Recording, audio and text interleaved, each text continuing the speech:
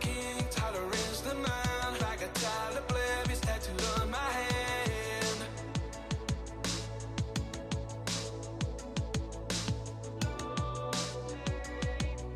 Imagine if Ninja got a low take buffet. Imagine if Ninja got a low take buffet. Imagine if Ninja got a low take buffet. Imagine if Ninja got a low Rolling to the moon, let's meet play among the stars. Let's me see first spring is life on Jupiter and Mars. In other words, hold my hand. In other words, darling, kiss me.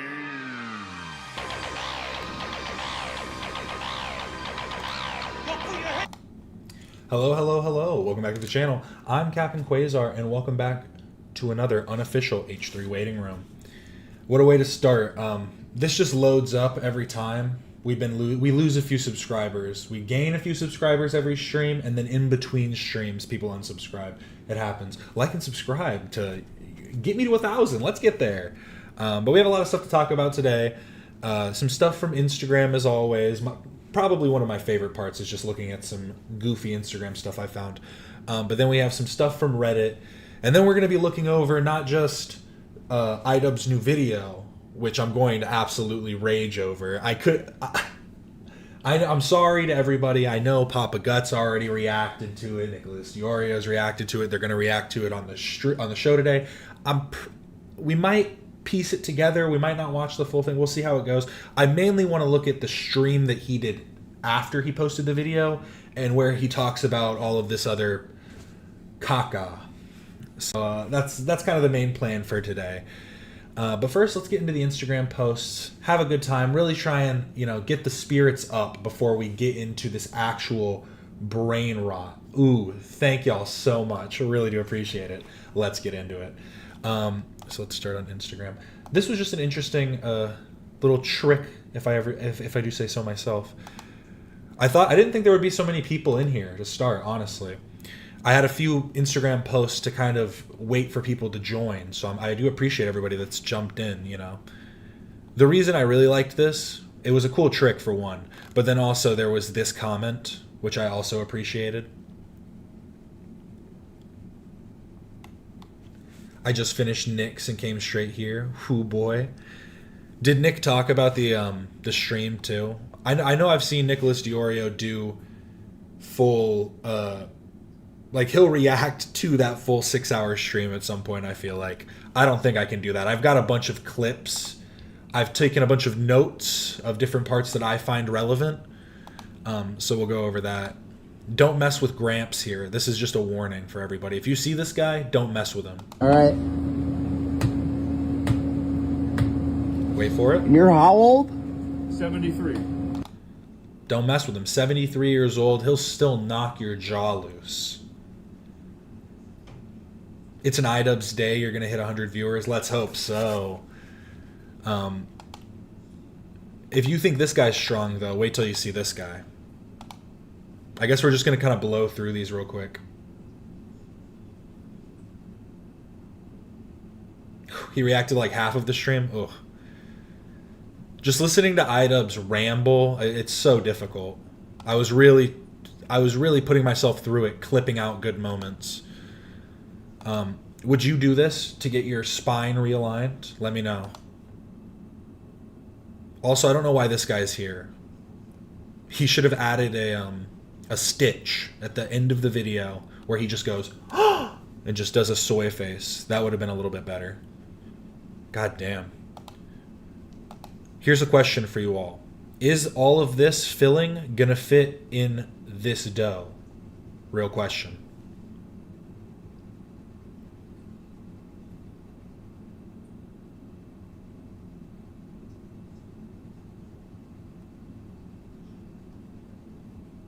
Nick was on for over 7 hours last night and only got through half. That's what I'm talking about. It's just crazy.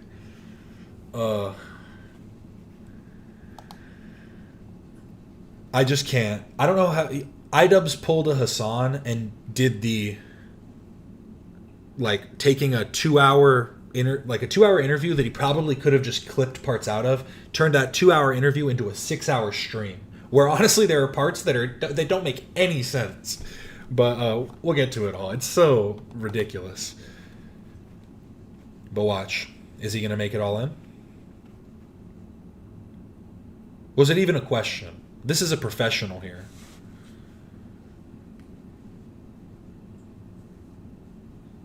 You know, this is the reason we start early, though, so we can look at the Instagram. Some of my Instagram faves.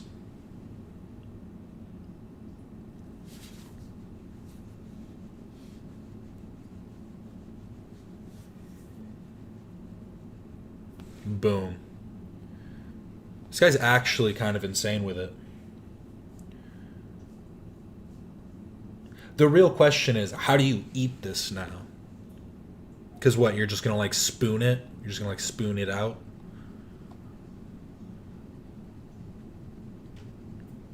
Are you going to eat it like a burger?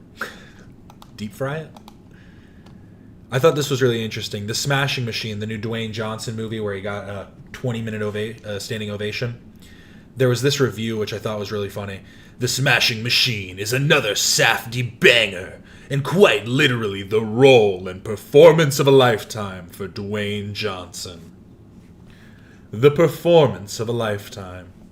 Just thought this was relevant on 2 levels. Honestly, Ethan's been hating on it. I want to go see this movie. I don't even know I wasn't even a fan of this guy. It's Mark Kerr, right? Yeah, Mark Kerr. This movie's about Mark Kerr, who is like an early UFC fighter. I'm into the old like Pride and Pancrase, however you say it. I'm into that stuff right now. I've never really been into the original like early UFC, and I never saw any of Mark Kerr's other fights. But the movie itself seems interesting, and it has Boss Rutan in it playing himself. But I think he's supposed to be a younger version of himself, which is kind of weird because he's literally an old man. But anyways, it is the role of a lifetime for The Rock. I have to say, when I first saw they gave him a pretty good like facial prosthesis or whatever. Because when I first saw it, I didn't even realize it was The Rock. When I saw it was like Dwayne Johnson, I went, what? I was like, that's him? But here's a little biking juggling wisdom. One of the biggest skills you got to develop is learning when to ditch the juggle and prioritize the biking and survival. And it's a dicey game, dude, because that space of what you can ride out of and what you can't, it keeps changing on me as I get better. It keeps expanding. Like I'm not on trail right here, but I committed and started to throw to where I wanted to be, and the bike adapted, man, in a way that I. So I thought this was gonna be like, this was kind of a good. Sorry, let me give him a follow real quick. You know, this was a good little tips and tricks for anybody that might be on a similar path, you know, trying to juggle while biking as well. You know, you might find something to take away from this. I really found this super impressive. And I guess you could move the philosophy over to life sometimes. You got to ditch one part of yourself to keep yourself fully intact. Because if you hold too hard onto one aspect of your life, the whole thing can come crumbling down. It's true. I can't believe when I'm starting to be able to ride through. Really, I'm being limited by not having a back brake. But at the same time that I say I'm being limited, I'm also learning how to ride trail in this form of riding, in which if I don't manage my speed correctly, bank turns like this would absolutely wreck me. So it demands I hyper focus in on that space of when to ditch or not ditch. And because my focus is there, I'm actually growing the space, which is dramatically expanding the possibilities of what can be done out here. I thought they were adult toys. You clearly aren't into juggling like me. You clearly don't watch circus content on the regular. These are very, very commonly used juggling devices. One of the biggest skills you got to develop is learning when to ditch the juggle. And Remember that. One of the biggest skills you've got to learn is when to ditch the juggle. This account, I don't even want to follow it, but it's called Dang Old Deviled Eggs. His account is literally all about deviled eggs. He's only got 1,500 followers. He made some South Park deviled eggs. What do you guys think?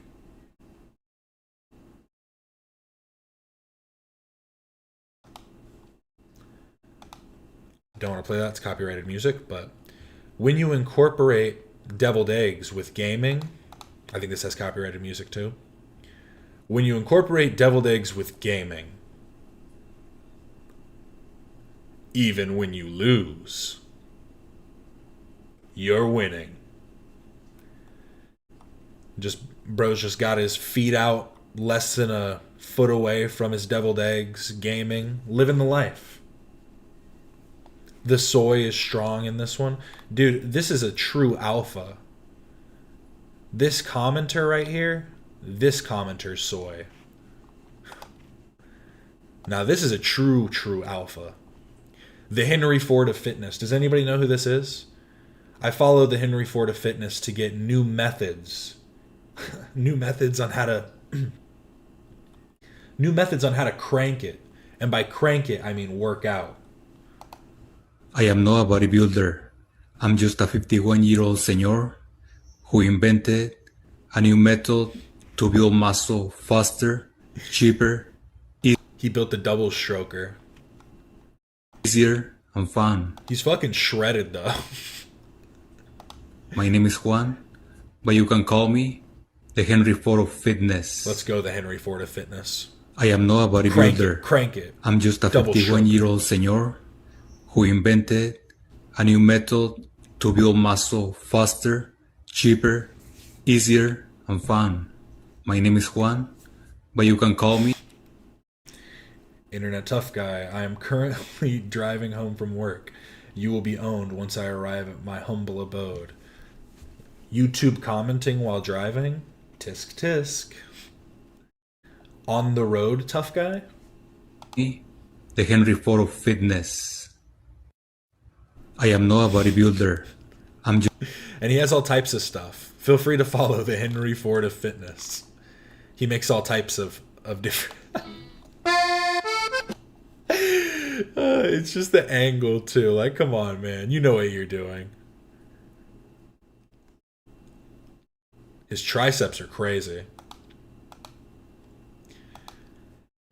But maybe the Henry Ford of fitness needs to take a lesson from D-Dave FL. Daily Davely vibe. Eat not junk food at mealtime. A quick positive fitness theme message to start your day with a twist of humor. I will not cut into the drive-thru to save time. I will not order junk food for meal time. Instead, I'll eat a meal that's healthy and sublime. I'll do that for breakfast, lunch, and dinner time.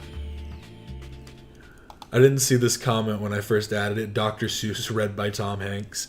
It is a very Dr. Seuss. He's just starting out. That was his biggest video. The rest of them have, like, you know, more humble likes. This one had 18K. But he likes to do these rhymes. Oh, this one doesn't have a rhyme. Top reasons men leave the gym for. I don't think you needed to add 4 in there. They could just be top reasons men leave the gym. Don't worry, he's just starting out. There's no shortage of bro scientists with fitness information to impart, and even more of us to debate it until it falls apart. So, I'll check the established sources. Holy shit. He's like the next Ty Lopez. And try to stay smart. There's no shortage of bro scientists with fitness information to impart, and even more of us to debate it until it falls apart. So, I'll check the established sources and try to stay smart. Legend. Absolute legend. And then, as always, we have a message from our guy here. Our guy, Apez Follow Koba. I'll just let him speak for himself. But throw that red pill in the garbage. Stop letting red-pilled influencers influence you into getting no shorties. Stop doing it. Stop listening to all these red-pilled influencers talking about, oh, yeah, if you want to be successful, you got to lock in, You got to lock in with brodies and keep the shorties away. And you got to treat them like objects and this and that. And garbage. Because here's what's really going on, right? Due to the times we're living in, shorties is going to behave a certain way. They're going to behave a certain way, and it's okay. You ain't going to change that, and I'm not going to change that. So you got to understand the times. You got to understand why shorties is behaving a certain way. And then when you understand why shorties is behaving a certain way, that's when you got to move a certain way. You got to move according to the times. You got to move according to the times so you could be still good. And a lot of these red-pilled influencers, they don't think according to the times. They think according to like ancient times. And that's not it no more. That's not it. Times is different. Times is different. So all these red-pilled influencers telling you that, oh, shorties that was influenced by the culture and really rocked it with the culture and lived their life a certain way in their teens, early 20s, late 20s is cooked. They not good because they ran through and this and that. That's all baloney. He really does go on for so long. He is spitting that shit though. He is spitting the truth, the shit the young men need to hear, and they like it. You know, they like his content. You just noticed the iDubbbz head in the thumbnail? What do you say? I just got it off his Instagram. It was off his it was one of his boxing photos. I don't know what you're talking about. It's all baloney. They still good. Cause just how all Yeah, I know he's stuttering quite a bit. I think that he's heated right now.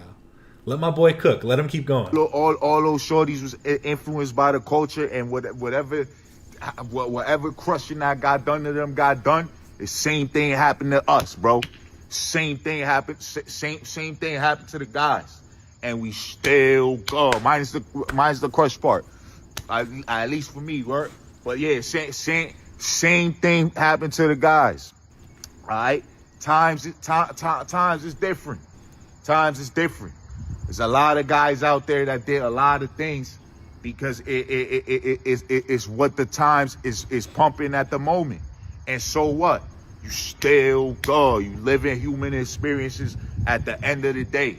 Stop letting these red pill influences influence you into getting no shorties. And you're going to be still go. Always remember that. And stay sharp. The shirts fell at the end, but we're still good. I absolutely love this shit. It's amazing. I think he's a character too. I think he's putting it on. The whole thing I think it is I think he's really from New York. He sees the way people talk. He's putting on extra, like, he's hitting the vernacular extra hard. But I think that he's trying to implement actual things that he thinks, but just do it in like a funny way. Bro is the new Marcus Aurelius. So true. But that's it for the Instagram stuff. Let's get into the meat and potatoes, as one would say. I always love the red spots on his chest by the end. Sometimes they're at the beginning of the video. Those are my favorite. When he starts the video and both sides of his chest are already completely red because he probably made like 3 or 4 before that. It's giving God, dude. It kind of is. He is a little Khaled coded. This was the last thing from Instagram, but it's as we transition to Reddit, so it's on the Reddit. See how I did that? So that's what we call transitions. Honestly, this was a banger though. Someone found this. I just found this TikTok musician, and I feel like Ethan would love this. I feel like anyone would love this. This slaps. Oh, zooming in did nothing. Pushing I'll 30? just put it full screen. So what? Some people are pushing daisies. I get a little and I'm on my way. Like it's September and the sky is pink. Even when it's cold and gray. You gotta get it how you live. 'Cause every day's a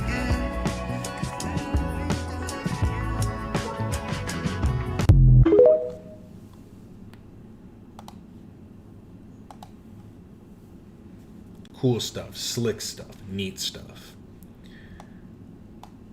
But low-key, this guy can spit. You know, he's just been pushing it to the side for years, probably got into accounting or something. But now, he's living off that 401k, retirement. Whew. It's time he retired early. Whew. It's time to jump in the lion's den and become the next big artist. This was crazy. Dating and money. For some reason, I think it's because he's not black, but he censored himself saying the N-word. But he said, this N-word with an A. Got to give him his credit. He didn't hit a hard R. Hired Anne Frank talking about tomorrow. Crazy. Not even funny. People in the comments pointed out, it is giving the 109. Whoa, bro. 109?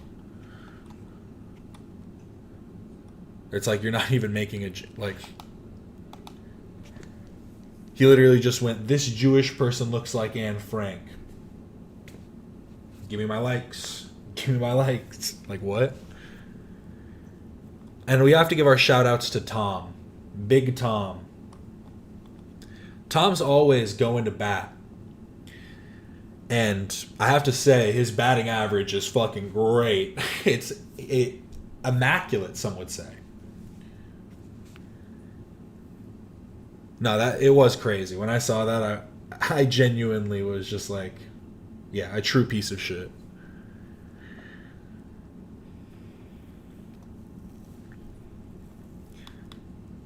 Crazy stuff. But, not Tom, sorry. Talking about dating and money. Tom is not a piece of shit. Tom is a great guy. This is not crazy. My bad. Hey, Anissa Joma. First of all, I'd like to apologize for saying that I owned a house and you're living in your mom's basement. I was homeless in my 20s, so I know what it's like to lose everything. And having a home doesn't make me better than anyone. Maybe I should have said, at least I live above ground. That would have been more appropriate. Very true. And then he continues, second, stop attacking Galia. She's on the show maybe once every 3 months. She didn't sign up for this. I did. So feel free to attack me as much as you'd like, but leave Galia alone. Finally, I'm sure a lot of people don't like me, but a lot more do, and he's why, or maybe here's why. I think maybe he meant here's why. I've been in business my whole life, and I have always treated people I interact with respect. I negotiate fair deals for both parties. I don't take advantage of people. And then Tom continues, finally, and I always make sure everyone gets paid. If you work with me, you're going to get paid. No one works for free. So I guess we're just different people. And I also make people laugh once in a while. That helps. You should try it instead of just talking shit all day online. Oh, and thanks for being such a fan of the show and watching every episode. Every viewer counts, and I appreciate you for your service. Peace and love, Tom. Wow. Tom's just so real for that. I don't even know what soundbite to hit. So true. I love pizza and I love people. That's how I feel about Tom. I need to add a Tom soundbite in there. And then this is still coming up. I imagine maybe this is going to be a VOD that drops tomorrow, perhaps. Or maybe today, maybe later today. You never know. But interview coming with Alexa Nicholas. Ooh, spicy stuff. Spicy, spicy. W girl dad. Tom is just your average girl dad. that is so true. The average good girl dad, I should say. I guess to say girl dad implies that they're a good one, right? Otherwise, you just call them a piece of shit. But yes, you need a bonk. I just couldn't hit a bonk on Tom. Here, I'll hit a bonk for iDubbbz. Here, I'll hit one of these.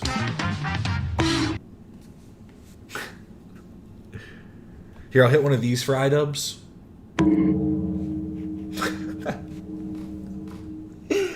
I don't know, that one kind of hits, right?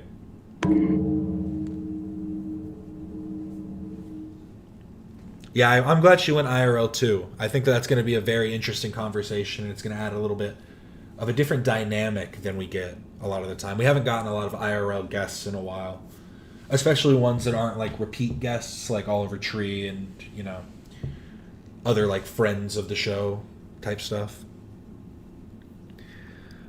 So I think that this will definitely be a good conversation. Here's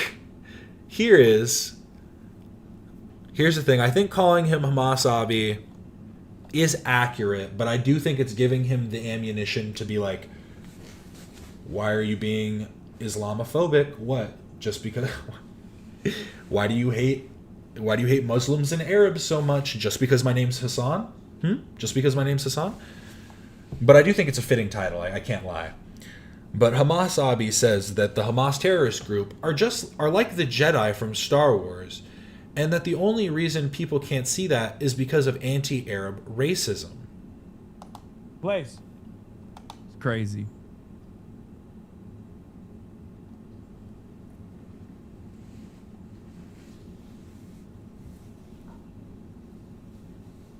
People look at Hamas as this evil, scary group, but any form of media that grew up showed those same resistance groups like in Star Wars or Lord of the Ring. Would you call the Jedis a terrorist group? I mean, yeah. To explain it to Americans, you got to be like, imagine a Jedi. Like, no, man. The reason why they see them as like scary, evil people is because of racism. They just think like Arabs are not human. They're like a parasitic force that's just like responding to stimuli. Okay.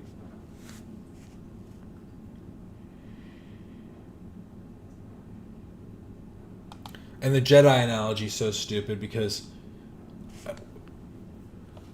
I think he continues in this. I think it's in a second. Only after the dust is settled and many decades have passed do liberals finally come to the conclusion that maybe they weren't these like evil guys that we thought they were. Okay? The example I don't seem to recall the Jedi slaughtering civilians. I do remember Anakin killing the younglings, but that wasn't like Jedi action. That was a moment for him, I think. And also he brings up that obviously comes to mind is literally Star Wars. George Lucas presented the Viet Cong as the good guys in Star Wars. He's so stupid. The only part of the Vietnam of the Vietnam War that was like instrumental in Star Wars like methodology or anything was the application of guerrilla warfare. That was literally it. It was just the fact that they used guerrilla warfare.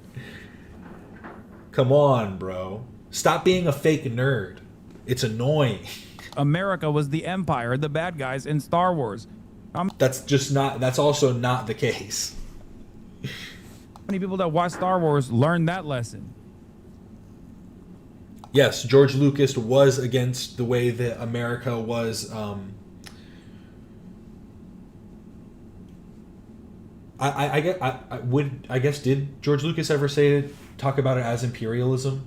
Because I guess it's like American imperialism as like a concept, but I wouldn't say that like the Empire is meant to represent America when they literally have stormtroopers, which is taken directly from the Nazis. Like the stormtroopers are Nazi soldiers. That's what they were called. Stormtrumpin or something? Stormtrumpin? Stormtrooper Nazi?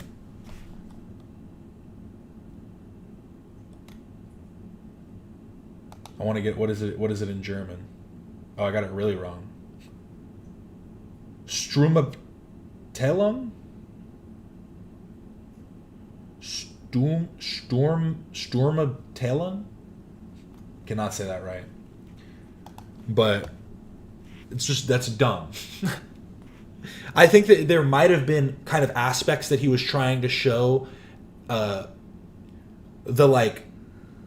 ways that America could act similarly to these other, fascist powers. But it's like it's more nuanced than that. It's not just he was showing the way that he was showing the Viet Cong as the good guys and America as the bad guys. That's how he sees everything. It's just so one-dimensional. Not even two-dimensional. It's all one-dimensional.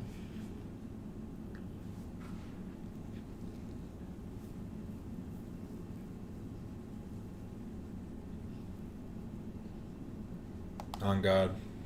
I have two sound bites. Why do people keep saying Superman, Hasan, superhero, W? And this one's also fitting. Ladies and gentlemen, we are all domestic terrorists. I added that one recently. Old Hasan Piker.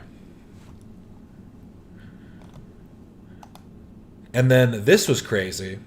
Hasan viewer/fan he spoke with on stream, arrested for making terrorist threats. And here's this guy, and here he is arrested. A Michigan man has been charged with making terrorist threats in Illinois. And here's a little video from Legal Mindset that he just put out.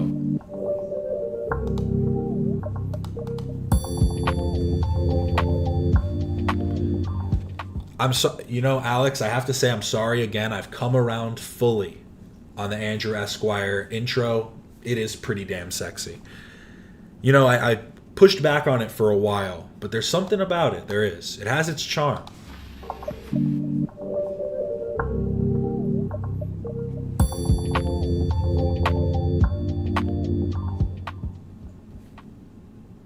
Hasan is super. I haven't watched Ian's video. What is it about?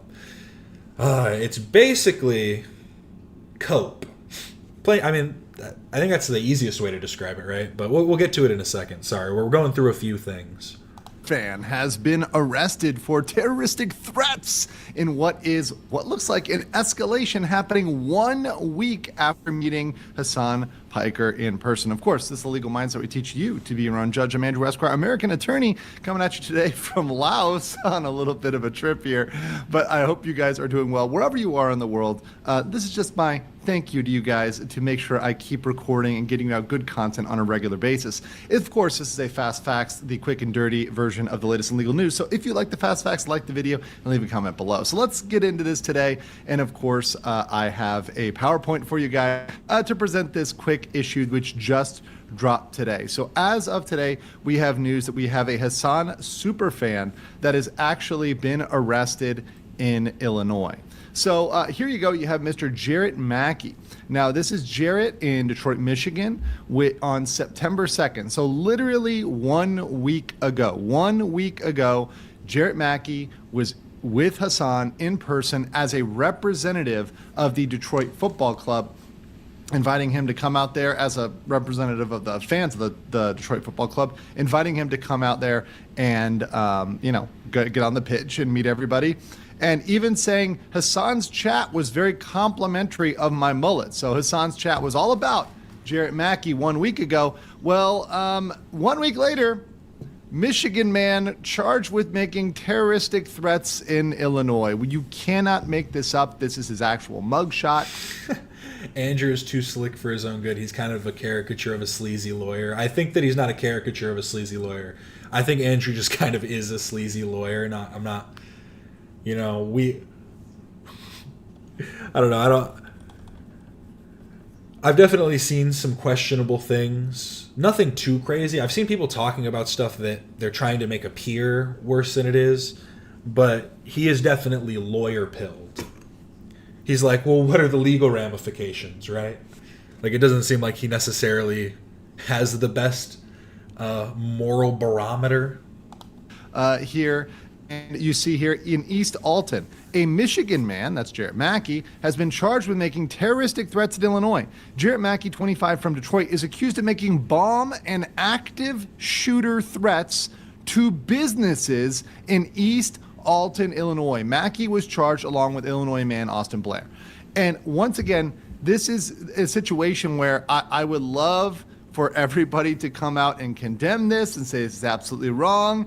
But I feel and I'm very, very concerned that the response, particularly from Hasan, is going to say, well, maybe his mind was right, but his actions were wrong, right? Or something along those lines. No. This needs a very, very strong condemnal because bomb and active shooter threats are never okay. And we're seeing a marked increase in these incidences and in these things happening around the United States. And I covered this the other day, but cosplay influencer Kit Noel was arrested for threatening to blow up a rival San Diego convention over energy drink disputes. And if we look back at this case, talking about businesses, I guarantee you this is over political ideology with businesses. And the fact of the matter is, we are getting to a point where certain people believe it is okay, it is permissible culturally to threaten businesses in terms of physical threats, bomb threats, shooter threats, etc., to those businesses because they disagree with their political ideology. In the case of Kit Noel, it was gamer subs. I'm sure we will find out what the facts are here, and I am I cannot say with 100% certainty, but I am very, very, very strongly inclined to believe it is over something about political ideology. And when you see your idols, when you see people that you look up to, people that you are aspiring to, like Hasan here, waving around things, whether or not this is a gun, it can be an airsoft gun, it can be whatever else. When you see them with a certain amount of bravado, I think the problem is it's people that have been amped up. They've been emboldened and out, enraged. They've been fed all this stuff that's kind of gotten them to the brink, but then they don't know actually how to properly take action other than bad actions, violent actions. A certain amount of let's say oomph behind it, and just doing these things casually, you begin to believe, looking at your idol, looking at the person that you admire, right, that tens of thousands of people admire, thinking this is normal behavior, this is okay, and this is stuff that you can do. It is indeed not things you can do. And simply because Hasan has managed one way or another to not get into trouble yet doesn't mean that if you do the same thing to your local company, let's say you don't like a company because they're Christians, right? And you were to do this to them, that is not okay. You were to say you wave around a gun or make an active bomb threat, or they're using gamer subs, so you decide to threaten them. That's not okay. That's not a thing that's permissible. That's not a thing that is allowable. And it's certainly something that in most jurisdictions is going to get you arrested. So beware of this going down. I want to know what you guys think in the comments below, and I will, of course. It's bad. It's bad to do. It's bad when you make terroristic threats. But that's just one man's opinion. Comment. Perfect. There we go. He wanted my opinion down below, so I had to give it to him. But there we go. I have some of the clips from the stream already picked out, but I also have taken my own clips as well. So I'm wondering if I should watch these first. This was good, so I guess I'll show these. On Ethan's story, he showed AB's tweet where AB said, "Nah, fuck this. I'm done living in fear. My wife and I are not going to be blackmailed. I'll show y'all a backbone. See you guys tomorrow." We're about to see why they call him the Star Killer. Star Killer. But Ethan said, "Tomorrow's live is going to be insane. We are making it public instead of members because this is a DEF CON red alert situation. Hope you all tune in. We'll be reacting to iDubbbz new video." Dun dun dun. And then this comment was on iDubbbz new video. It was from Nathan, who's Nathan Barnett, dad, who said, "But can we box?" And apparently it got deleted. I was trying to look for it. I couldn't find it. Some people were saying it was still up because they commented underneath it. So it might just be, I don't know if it got lost in the comments, what. AB is from the streets. This is very chip clipped, I have to say.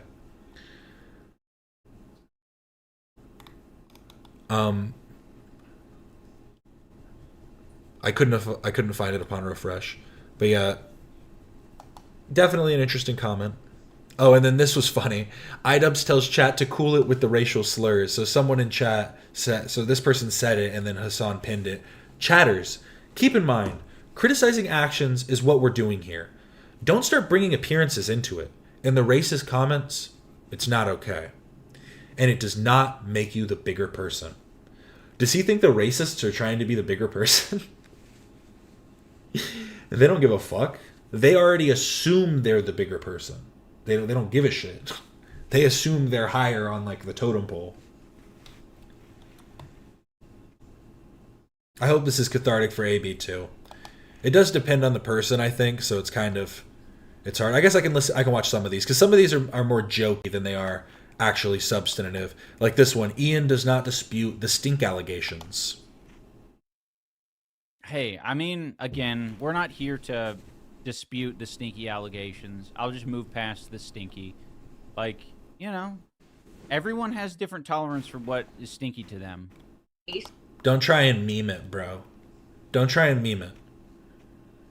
You literally, your wife went, "Oh, what's that smell?" And you were like, "Do you smell my breath? Do you smell my breath?" And she was like, she had to go, no, it's okay. It's okay. Start chewing some gum. Get some Tic Tacs. Scrape your tongue. Something. Do it, do you perform like just good oral hygiene? Do you floss? If you do all of those things and you still have an issue, it could be like tonsil stones or something. Might need to get it checked. I'd go to a doctor. This is just high levels of cringe. I don't remember what this one is. Did you say he cried? Oh, we had to have a meeting. So after that, he was crying.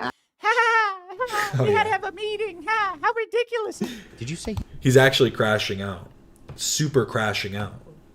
I like to say that because it's like, I mean it ironically, but he is low-key doing it here just a bit. Crashing out is kind of a cringy thing to say. But why is he actually upset here? He cried. We had to have a meeting. So after that, he was crying. We had to have a meeting. How ridiculous is that? Men aren't supposed to have emotions, especially not sad emotions. It should only be anger. Emotions should only be anger with men. I'm going to leave this one open because this becomes so ironic in the first couple seconds of the video. I'm going to keep that one open for a minute. Oh, and then I don't think I pulled this one, actually. I think I skipped past this clip because I knew I had the Reddit post. He says fuck AB for like no reason. And I came back. Wally started jumping all around the gym. He's like, "I never thought I'd see you again." He goes, "Okay, the fact that you came back," he's like, "now I'm in." By the way, people wonder why I say fuck AB. Like, this is why. Like, you're being used in this moment to, like, invalidate my experience at, like, running a boxing event, getting trained, doing boxing. And it's like, no, I'm the innocent little guy. I just work the machine back here. It's like, no. To be fair to the coach, I do recall him saying it's normal and fine to cry after a tough session. I mean, it is. That's not like a big deal. Honestly, him kind of freaking out like that a little bit shows that he's more insecure about it than he needs to be. Because it is like an emotional thing, and I think they do talk about it, because genuinely, like, in those settings, usually the people that are going there have other issues that they're dealing with in their life, and then getting beat up, getting hurt, having somebody, you know, punch you in the head and not doing well in that training session, you're going to feel like, you know, like lesser of a person. You're going to feel even worse than you did before because you just got diminished physically, you know, after you've already been diminished mentally. So it's not like it's a bad thing, but I do think it's weird how angry he is about everything and needs it to be like, needs people to validate his experience. Oh, you're being used to reinforce the fucking harassment. I mean, he's not being used if these are his genuine opinions, right? So. Holy shit. But yeah, it was scary. Also, what is this cropping? Can we talk about this? This cropping is fucking terrible. Why is he on this side? I was supposed to spar Alex Ernst. But he didn't say anything mean to me, so it's okay. Actually, because me and Alex would talk all the time. And like, if he cropped this like this and had it on this side, it would perfectly fit over all of the different, like, other videos here. But he has it, like, not full screened. I don't full screen it either, but that's because I have it like this. We're going to watch a Shoe Nice video in a second, too. Imagine, he would fit perfectly right here. He would fit perfectly. Why did he set it up like this on OBS? He puts the BS in OBS.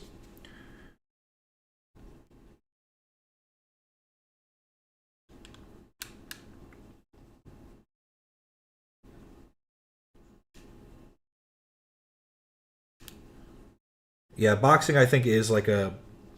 I want to get into an actual gym because I've only ever trained with friends and stuff, you know, hit pads. I'm in a space where I can't have a bag right now, but I want to get a nice bag to practice on.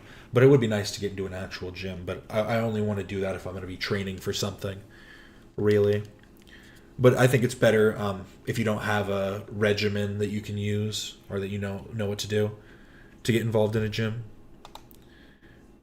And it definitely, it's good for people that might not like therapy or might not like other things, because you'll get the same kind of emotional release, but then it also brings in things like camaraderie and other aspects which people enjoy. But imagine doubling down. She said too much dumping in here. You guys, stop. This is not what podcasting is. It isn't what podcasting is. They think that that's a fucking hilarious line, but they talked about their dog and shit having giardia and all this other crazy shit on their podcast. It is too much. Who are you to say? It's funny because your podcast does worse. So your podcast does way worse. So who are you to say that? Especially because it's like, it was only too far because people wanted to make it out to be something that it wasn't after the fact. Like, it wasn't even like in the moment people had a major issue with it. It was people after the fact drawing their own conclusions. But yeah, you know, it is what it is. This is podcasting right here. This is podcasting. But let's get into it, I guess. Let's watch Shoe Nice eat this real quick. He's eating a Big Mac and recyclable container. This is a video from 19 hours ago. This is new Shoe Nice. Hey everyone, Shoe Nice again. Well, basically, if you haven't followed the Impossible Big Mac Challenge on YouTube, this guy with a beard tried it. He looks like Harley's I think that Shoe Nice just re-uploads his old videos. little brother from Epic Mealtime, for real. He got a time. Then Furious Pete beat him by, I don't know, 5-10 minutes. Then this chick came in. Her fries and shakes were questionable. But still, she's a beast. She cut all of them 2 in half, maybe by a quarter. Either way, then the freaking nature Matt Stoney comes in, doesn't blow them all away. Yeah, I think this is just an old re-upload. See, I follow him because the part I find the funniest are his posts. He just starts posting crazy shit every, like, once in a while. And I wonder, I'm like, is this not his real page? Because I know he has so many different pages, but it is linked to his actual Cameo. So I'm like, if this is a troll account, at least they're actually trying to get him paid, you know? They're trying to help him out in some way. But they do just re-upload old Shoe Nice videos. Or maybe these are new. Who knows? Are these new? I don't think they are. Unless I think he might just have the same camera from back then. I think that's possible too. But he definitely looks younger here, I feel like. It's kind of, I don't know.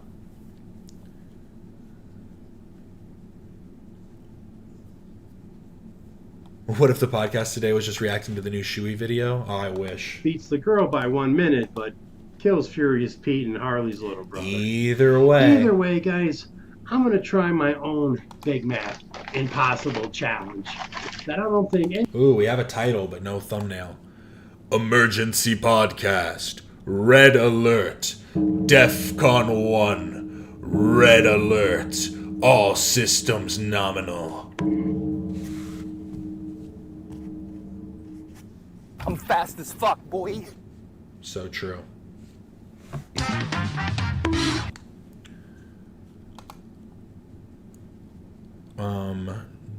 Anybody's gonna touch other than maybe LA Beast.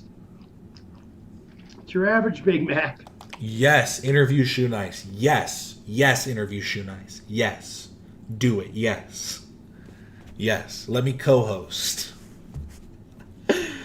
I wonder if Shoe Nice would talk to me. I feel like he might. Let me hit him up. And he was doing a podcast with someone for a little bit, and I remember talking about it, and then it just, I think it fell apart because it's Shoe Nice. Okay, we're not actually going to watch him eat this because low-key, Shoe Nice doesn't even eat that fast, and he just eats very gross and then almost throws up all over himself all the time. The end.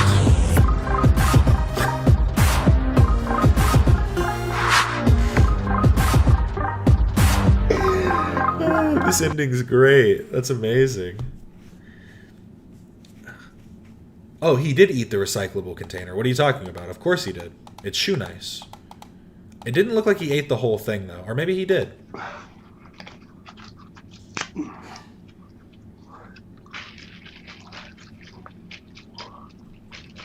See, he's got that technique, dipping it in water like hot dog buns. He's a true champion.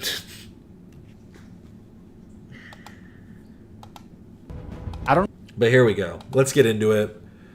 The real reason we're here, you're going to watch me freak out over this video. Coming Clean. Coming Clean by iDubbbz TV. Just let me give that a downvote real quick. This one's only got 200,000 views so far in almost a day. He wanted to maybe try and not put Ethan in the title, or he put him in the thumbnail, but he made him kind of small. He was trying to be like, okay, we're not going to put you in the title. I don't want to make it seem like I'm trying to get views off of you. And low-key, it's still pulling more views than his other videos in like a shorter amount of time, but I don't know if it's working. It's not working that well. But let's see. Coming Clean by iDubbbz TV. Ian, Anissa's husband, Joma. I don't know if this is your own theory or if it's just like implanted in your brain from all the other hate videos. There was never a bonus. I never spoke to these losers about a bonus. If you're gonna be a hater-ass bitch, take it the full way. By the way, the background is a work in progress, so you can just tune that out. Today, I'm going to be doing the thing that everyone tells you not to do, and that is feed the trolls. One of the more important things that I want to talk about is my relationship with Anissa. I love Anissa. I love everything about her. I've only grown to love her more with time, and a lot of people online don't see it that way. For me, it's very obvious. I thought more people would be able... What are you talking about? We know that you love her. It's the other way around that people have questions about. No, trust me. We all get it. We get that you're like, you know, super, super in love. But like, come on now. Don't play stupid here. Able to catch on. I am quiet, stoic, not. The stoic part. That was the part where I was just like, okay, I need to wait. I need to wait till I watch this on stream. I got 45 seconds in. It's very obvious. I thought more people would be able to catch on. I am quiet, stoic, not. Stoic. Because I was seeing these clips and I wanted to get this. This is more of what I've seen. I've seen more of this than I have of the actual video itself. Because I want to give it a raw reaction. But he's stoic, right? Did you say he cried? Oh, we yeah. had to have a meeting. So after that, he was crying. We had to have a meeting. How ridiculous is that?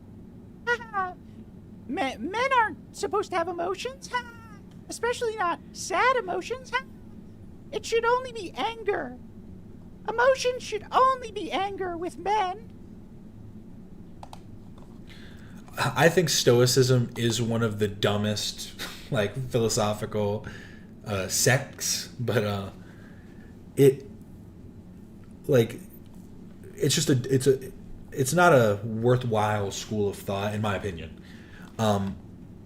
Obviously there's some benefits, but you're clearly not stoic, not because you cried during training, you know, like we said, sometimes emotions come out, but this reaction alone, you think that this is like how a stoic person would react? Have a meeting. So after that, he was crying. We had to have a meeting. How ridiculous is that? Shut up, bitch! Men aren't supposed to have emotions, especially not sad emotions. It should only be anger. But yeah, he's stoic.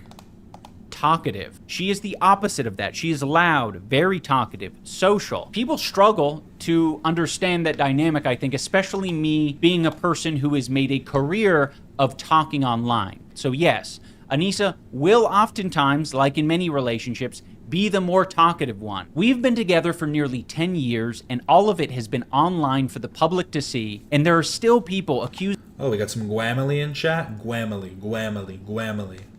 Thanks for stopping by. Accusing her of cheating, accusing me of being in an abusive relationship. None of this is true, and there is no evidence for any of this except, like... Stoic, more like so-ic. Oh, so true, Tiff. Oh, that was such a good one.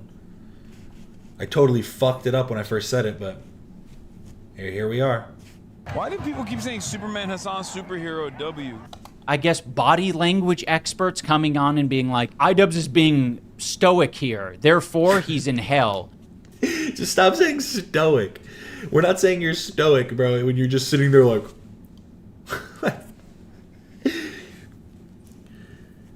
You know what you are? You're not stoic. You're aloof.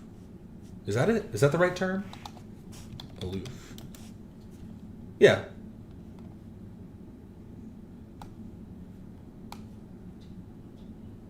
Not friendly or forthcoming. Cool as opposed to warm and distant. Conspicuously uninvolved and uninterested. Typically through distaste. I'd say you're a bit aloof. Okay, hang on. Watch the change there. Watch the change there. I don't know what the fuck that was. I have never gotten... Look at Ian in this moment. Oh my god! Like, he looks sad. No, he is disgusted at her. He's depressed. He's so disgusted working by this. on... He looks Shout out Alex for the $2. Emotions are fine. A meeting is what's ridiculous. See, I think that... See, but that's like the problem is I don't think he even thinks that emotions are fine because he likes to put forward that like, oh, we're being progressive. You're the ones who are trying to be against showing your emotions. But he definitely does have an issue with just emotions in general, it seems. disgusted with this. He looks so uncomfortable. He's like, should I be here? He looks so uncomfortable. Look at this guy's body language. He doesn't want to be there. Look how miserable he looks. Dude, he looks... This is supposed to be him being stoic? disgusted with this. He looks so uncomfortable. He's like, should I be here? He looks so uncomfortable. Look at this guy's body language. He doesn't want to be there. Look how miserable he looks. Dude, he looks miserable. Dude. You were emoting in every single one of those, like, moments. Like, what are you talking about? Dude, he looks like he wants to kill himself. I mean, I kind of want to kill myself now. Okay, so they're not a fan of the resting bitch face. All right.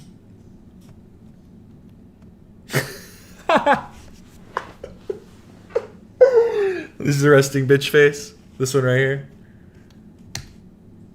All right, well, I'm not going to smile all the time, fellas. And even when I smile, you guys still, like, contort it into he's so uncomfortable or he's smiling through the pain. Burn. Oh, he's so uncomfortable. And he's smiling on his face. What? But inside his eyes, you can see his pain. For some reason, well, not for some reason, for the reason of sexism and people's view on OnlyFans and them just not liking Anissa, they want to push forward a narrative that she is actively and continually cheating on me. And if you listen to freaks like this guy I'm about to show, it makes sense why. They are obsessed. Anissa wants to have sex into having sex with Anissa. I think he wants to bang Anissa. Anissa was horny and wanted to have sex with this therapist while Anissa figured herself to it. Yep. Do you think that makes her pussy wet? Buddy, was she getting plowed? That's what I'm saying. Yeah, these guys are fucking lames. Got some lames over here. Good job pulling from the, like, really niche corners. The Kino Casino. This therapist, while Anissa figured herself to it. Yep. Do you think that makes her pussy wet? Buddy, was she getting plowed? That's what I'm saying. What we're describing here is two grown men. I feel like there are a lot of criticisms that have been made, and this is a very, very, like, here's the thing. Valid for you to make a complaint about it. But in your response, in which you, like, in where you also avoid the legitimate criticism, it just kind of, to me, it falls to the wayside. I'm like, cool, yeah. Those guys are pieces of shit. Cool. Don't really care that much. Didn't watch them to begin with. Who are fantasizing about a stranger and his wife and what they do in the bedroom. Or don't do in the bedroom. That is creepy, weirdo shit. And here we have iDubbbz with the bull, folks. There's iDubbbz. You know what's funny? I saw a few clips of these guys where they seemed like somewhat reasonable, and they get like the opposite of clip chimped. People like pull only their favorable clips. But like apparently when you go and watch their actual streams, they're just full of this type of shit. Which is, I think it's kind of funny. They get reverse clip chimped. They get literally climp chimped? Chimp clipped? I don't even know how to say it wrong now. With the bull. He's using sexualized terms to describe a picture of me and my dog. And what are we doing? So many people will tell Anissa and I of just like, don't feed into the hate. And it's like, okay, we're going to post some normal stuff. Anissa posts just me with a picture of my dog, and this is the type of commentary we get about it. iDubbbz with the bull. Gorgeous Gabe plowed her in the back room of the salon. 3-hour bukkake session with all of the male stylists. If you're curious about the hairdresser these guys are talking about, I will point you to my disgraced boxing coach, Michael Briggs. For some reason... I like that he's disgraced purely by, like, through your word alone. Like, he seems like he's done pretty alright for himself. I don't know what makes him disgraced. But, okay. To you, I suppose. This stupid fucking loser and his dumb as rocks wife decided to go on the H3 podcast. They already spilled their guts. They were getting paid like $5,000 to go on this podcast. I'm going to be sending you guys $5,000. Wait, what? Wait. Wait. Let me run this back. Eyeless.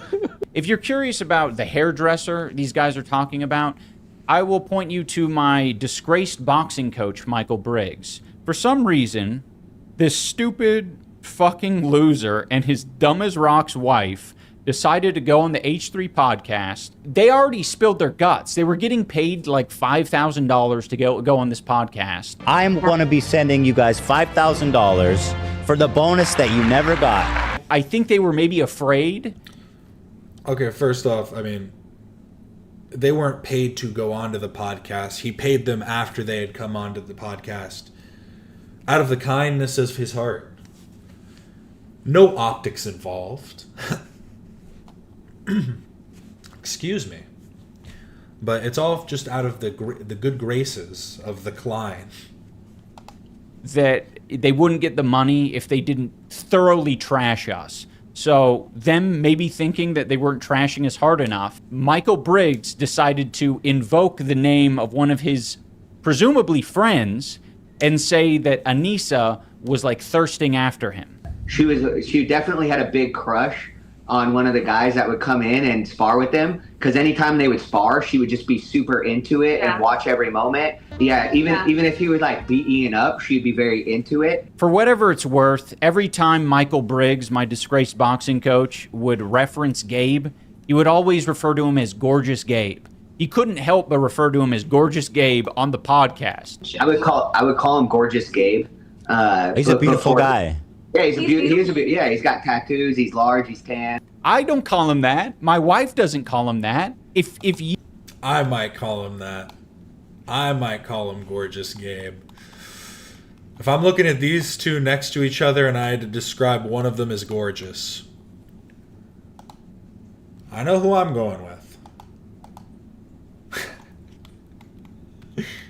And that isn't to say anything bad about you, Ian. It's just... like, look at the size of these arms, comparatively. This guy probably outweighs you by like a good 40 pounds. Why were you guys sparring to begin with? I guess he was probably, you can do that. You can do that. He was probably just giving him some light taps, letting him try some stuff out. Actually, he wasn't. They were saying that he was beating the shit out of him. Come on, Gabe. Why would you do that to such a smaller fighter? It's not cool, bro.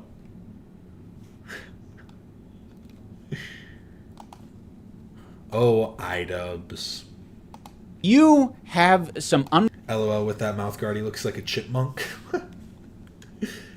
Michael's on that 15%.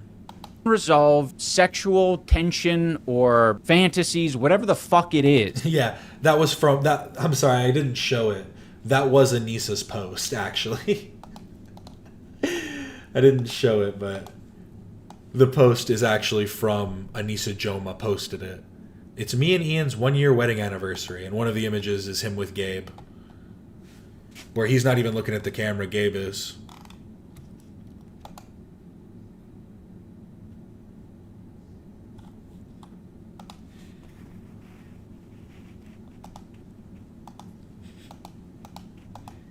You need to keep that shit to yourself and not project it onto other people. I wish the best to Gabe. Michael Briggs, on the other hand, absolute fucking creep weirdo. Now, I know a lot of this is very grotesque and obsessive. I would prefer if people didn't talk about me and my wife or other people in this way. I briefly want to talk about the concept of being a lol cow, because these fucking losers, they love the concept of like labeling someone a lol cow and then like bullying them and watching their life spiral out of control. They won't, say as much. They'll just be like, yeah, we just do it for laughs. The whole thing's entertainment. It's just just innocent guys just having a laugh. Thankfully, Anissa and I are in a much safer and privileged position than many other people who are the targets of guys like this who want to bully them into submission. So now I want to look at two different clips from these guys. There is the fat one and his cohort who are listening to Anissa describe, like, essentially having a hard time online, seeing people mock and make fun of her dad with Alzheimer's. They were laughing at my dad for getting sick on some of these forums. What did you think? What did you think? What because you shared it online? Yeah. I mean, like that's what people are. I mean, to be fair, I disagree with this perspective, but this is quite literally the perspective that he gave about the dog, about Giardia. No, you spoke on it, so the internet's going to speak on it. Are going to do because they want to get a reaction out of you. Yeah. I don't think they probably even really believe the stuff that they're saying, but they know because it's extreme and like edgy that it will cause you mentally spiral like this. So that's why they do it. And you're telling them that it affects you. So guess what? They're going to keep doing it. This is how the internet works. It shouldn't be, but that's how it is. The whole time, he is not saying that he is a perpetrator of bullying her. What he's saying is that other people are doing that. But he is doing it actively. In this video, he is bullying Anissa. And in other videos, he's literally bullied and made fun of her dad who has Alzheimer's. With a late-stage dementia patient who is a extremist Muslim. Is that the same guy? Why does he look like entirely different? Like, I know his hair looks different in both of these, but he looks like a different person. He's literally bullied and made fun of her dad who has Alzheimer's. With a late-stage dementia patient who is a extremist Muslim, and he sees his daughter covered in tattoos, married to iDubbbz the cuck, and he just freaks the out. iDubbbz is having to take him on walks through the neighborhood, talk to this demented guy. So this is something that he's very familiar with. But for some reason, in this moment, he refuses to take any ownership of the fact that he is part of the problem. Like, that's what... Oh my God. He's actually reading a script for this one. Ownership of the fact that he is part of the problem. Like, that's what people are going to do because they want to get a reaction out of you. So that's why they do it. Does it make it worse that this was scripted and that this wasn't just off the cuff?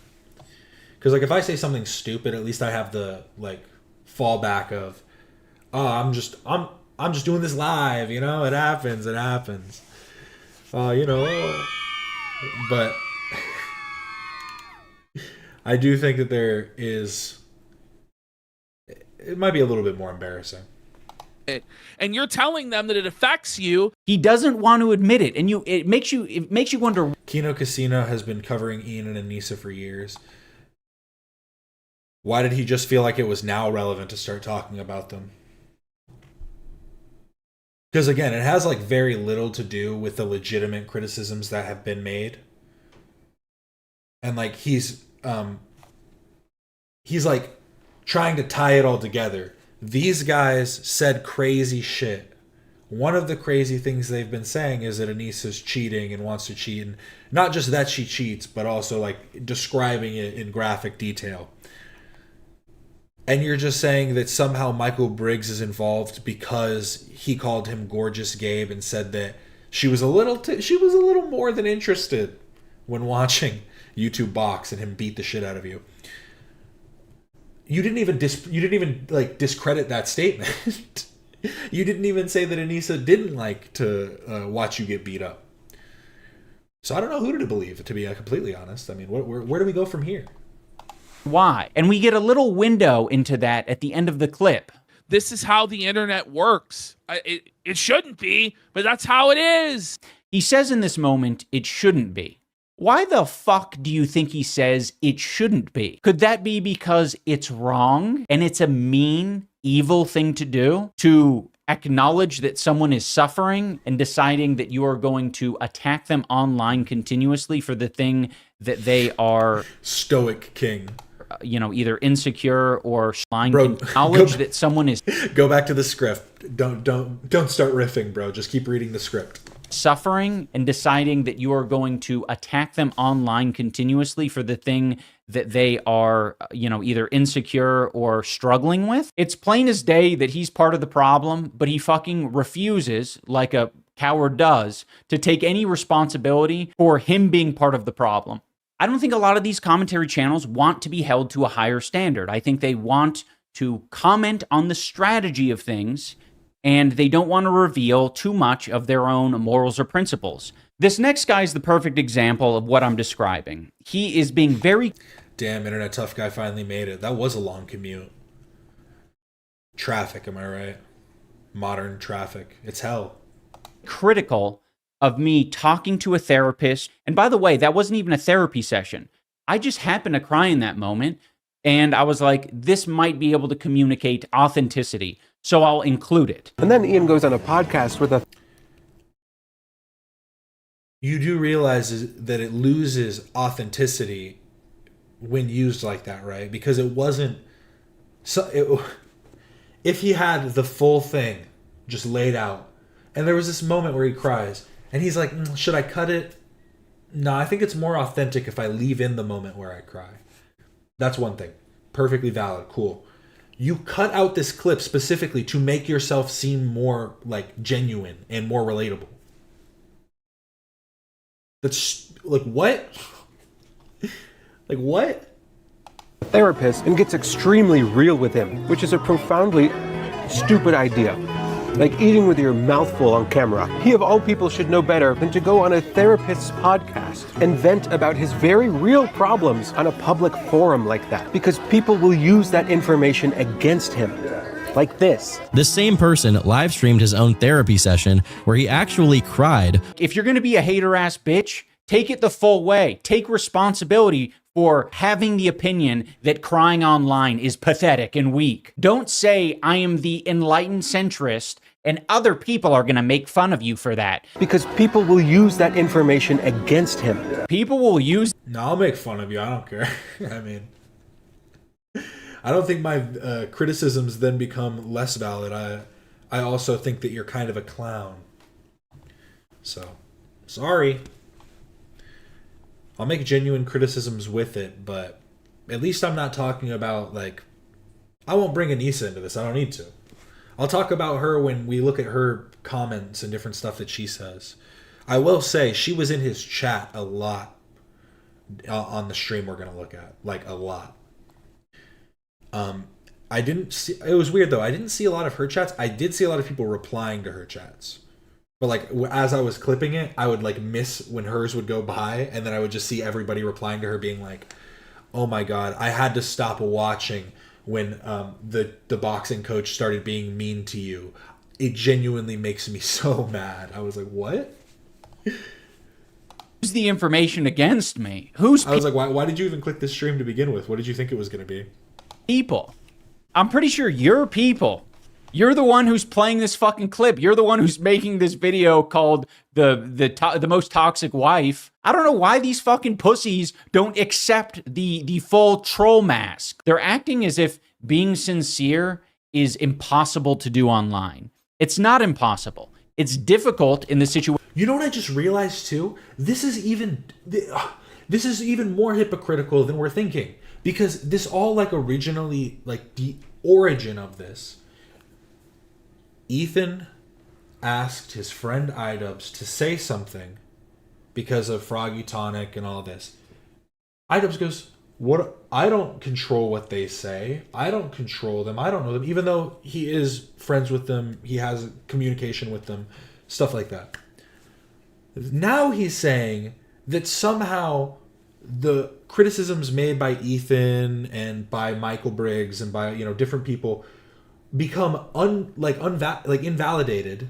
They become invalidated because of Kino Casino being shitbags. Like, it doesn't make any sense.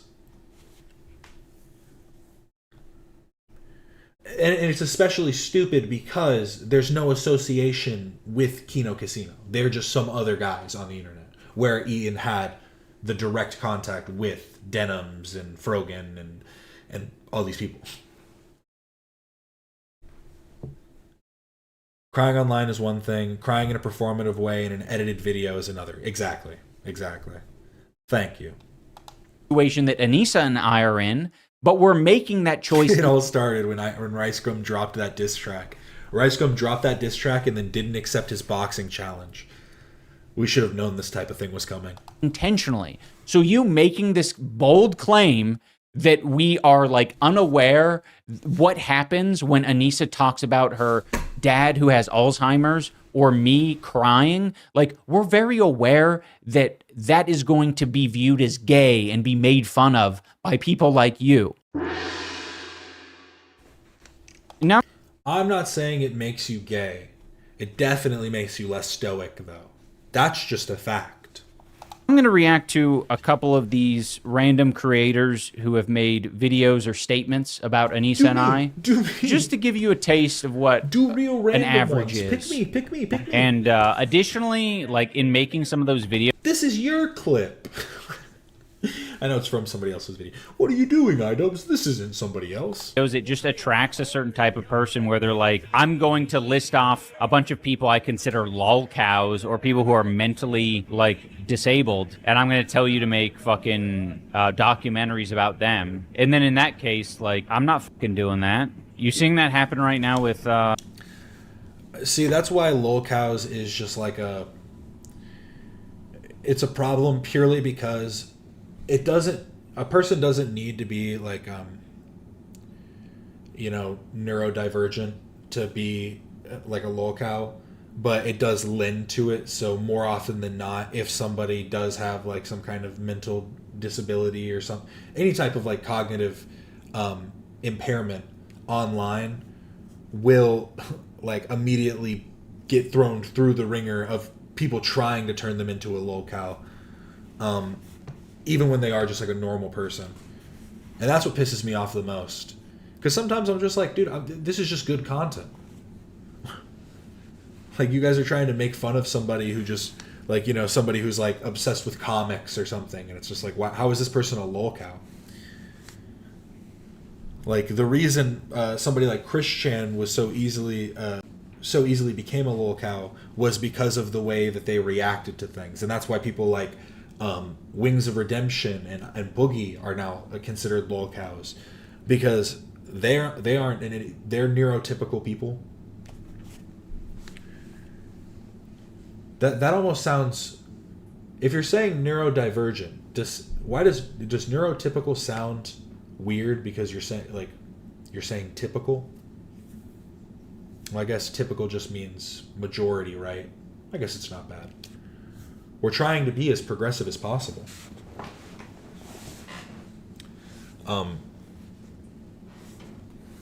What is it? The IDD community? Is that it? The IDD community? I can never remember all these things. I'm trying to learn too much all at once. World of t-shirts. There's a lot of people who think they're like doing it responsibly or respectfully, and it's just hell. It's just like, what the f is any of this shit? Bro, what is going on? Anissa legitimately convinced him his entire being as a person is bad. Did I once say my entire being is bad? You're allowed to be critical of yourself and the content you're making. You would benefit from being a little critical of the content you're making. Like, what the fuck is this? Like, actually comment on what I was talking about. Do you agree or disagree with a statement that you should be making videos and documentaries about people who are mentally disabled because you are encouraged by your fan base to do so? Do you agree with that? Maybe engage. God damn it! I have to go back a couple seconds. It's the BDSM community. Thanks, Alex. Now I know. I'll look into that later. What I was talking about. Do you agree or disagree with a statement that you should be making videos and documentaries about people who are mentally disabled because you are encouraged by your fan base to do so? Do you agree with that? Maybe engage with the prompt. And fellas, and even fellettes, all right? Never, just listen up, all right? Never let your partner actually change you this much. Never let them convince you that you are so bad as a person, like everything you do, the way you act, everything you believe is bad, and you must agree to their way of life, everything they do. Obviously, why do you think that she thinks everything I do is bad? I'm like, man, these people have fucking drank the Kool-Aid to a disgusting degree. Obviously, if there's to be fair to iDubbbz, I don't know what the fuck this guy is trying to say. legitimate criticism taken into account or whatever, but this is legitimately tragic. He cannot be proud of a single thing he's ever done in his entire life. He just feels guilty about all of it because of Anissa. Dude, I'm proud of plenty of things. I'm not just gonna go on stream and declare it. Like, what do you, like, it's so boring.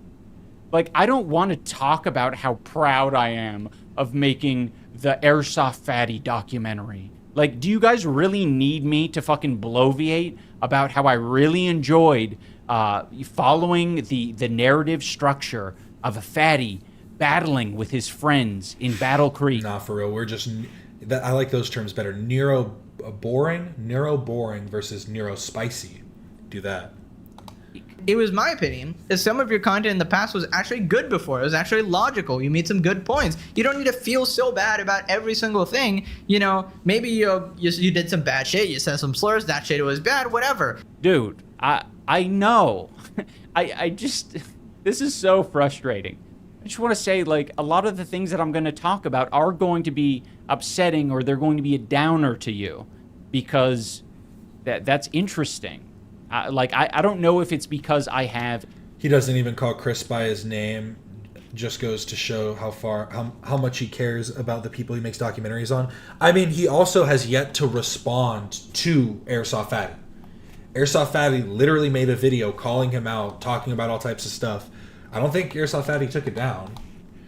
Airsoft Fatty, what about me? Yeah, this one. What about me? Ladies and gentlemen. We watched this on stream a while back. But he talks about all types of stuff, about how he wasn't paid. Or was it? I remember he had issues. Maybe it wasn't issues with payment. I won't speak out of turn. I don't remember if it was payment issues for him singing at Creator Clash. But he did feel slighted because when he went to Creator Clash, he was under the assumption that iDubbbz was going to be like kind of gonna have time for him in some way. And obviously that's on him for not, understanding that. But it's also on iDubbbz, again, for not being clear with the fighters. And one thing he keeps trying to bring up is like communication, and like how he in the stream he starts talking about how Michael Briggs sucks at communicating, when literally Harley said that they didn't communicate with them. Airsoft Fatty said that they sucked at communication. Freddie Wong dropped out because of communication issues. Literally everybody that's come out to talk about it that was part of the event that had a problem with it, their main problem was communication. So for him to try and like push that off, it's just so like, it's so stupid. It's so dumb and transparent and like so easily proven wrong when you just look at the like all of the different testimonies that have been made. A higher threshold, it kind of feels like I do, right? A lot of the things that these commentators are commenting on is they're saying like, oh my gosh, that would crush me basically if my wife described me in that way or said that about me.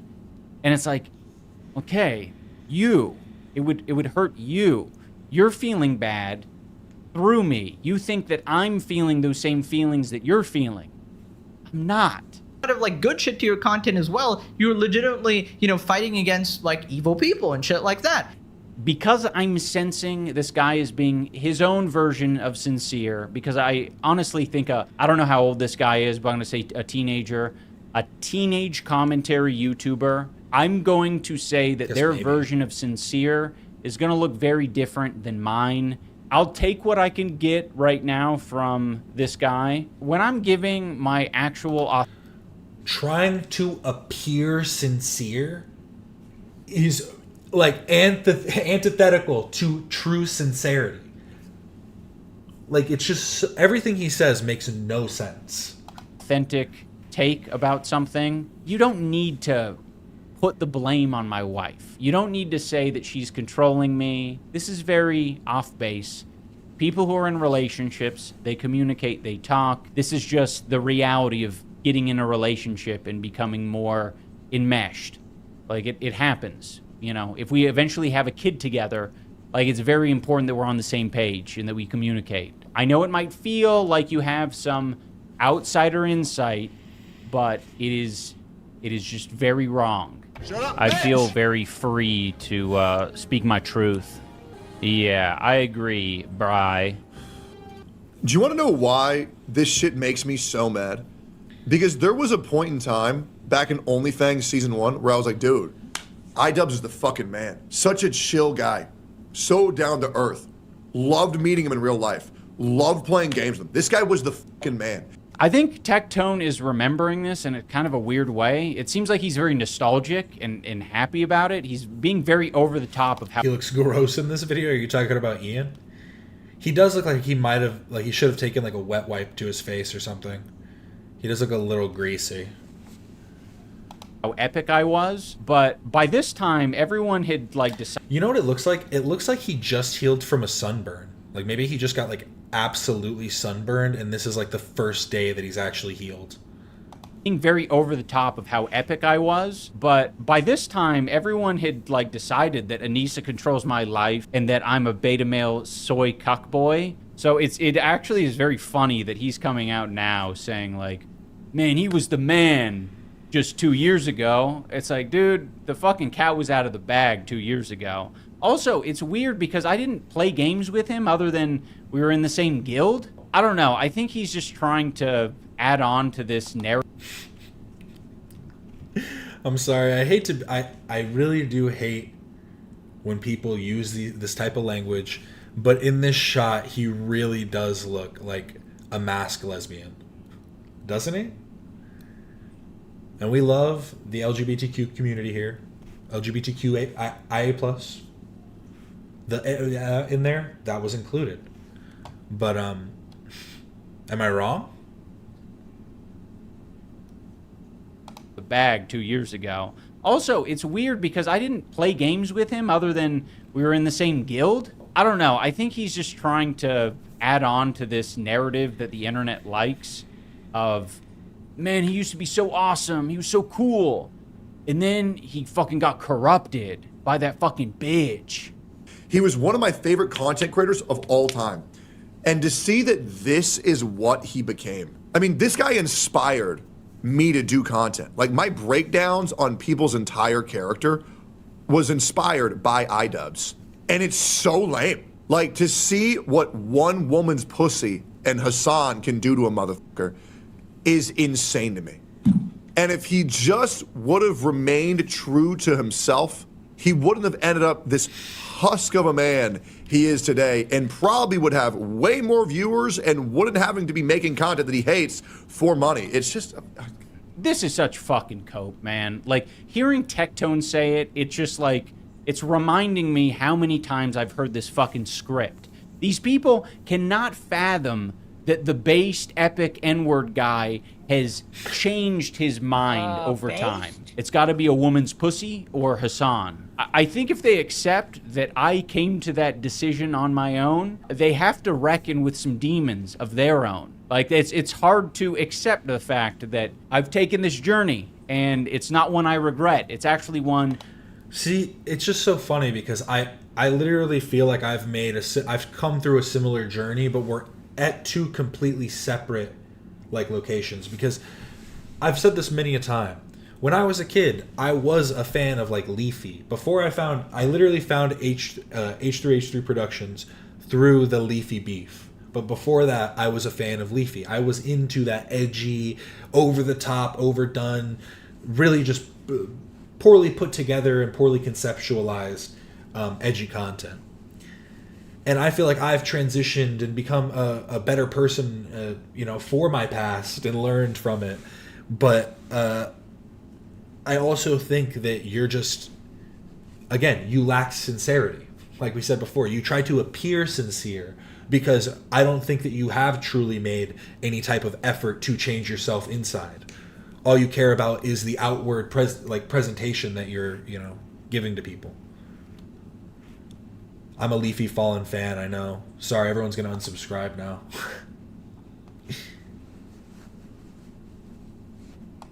that I've felt better after doing. And Tectone is right. This guy is such a disappointment. Like, iDubbbz calling people incels when the first woman he met literally took over his life and destroyed him, dude. I don't know if this is your own theory or if it's just like implanted in your brain from all the other hate videos, But Anissa is not the first person or not the first woman I've met. I've met plenty of other women. She's certainly not the first woman I've dated, and certainly not the first. Whoa, we're actually up to 100. Ooh, we're up to 100 concurrent viewers. I don't know if it's still that, but thanks so much, everybody that's in here. Remember, like and subscribe if you haven't already. Do this every Monday, Wednesday, and Friday, as well as other streams. But iDubbbz really is an idiot. Look at the thumbnail. First woman I've had sex with. But I will admit that she is the first woman I married. Also, there are a lot of grown men out there who were outraged to find out that I changed my last name from Washburn to Jama when I married Anissa. See, I do think anybody that's actually concerned with that is being stupid, but I do think it's a funny aspect when you when you're talking about all of the other aspects of you being,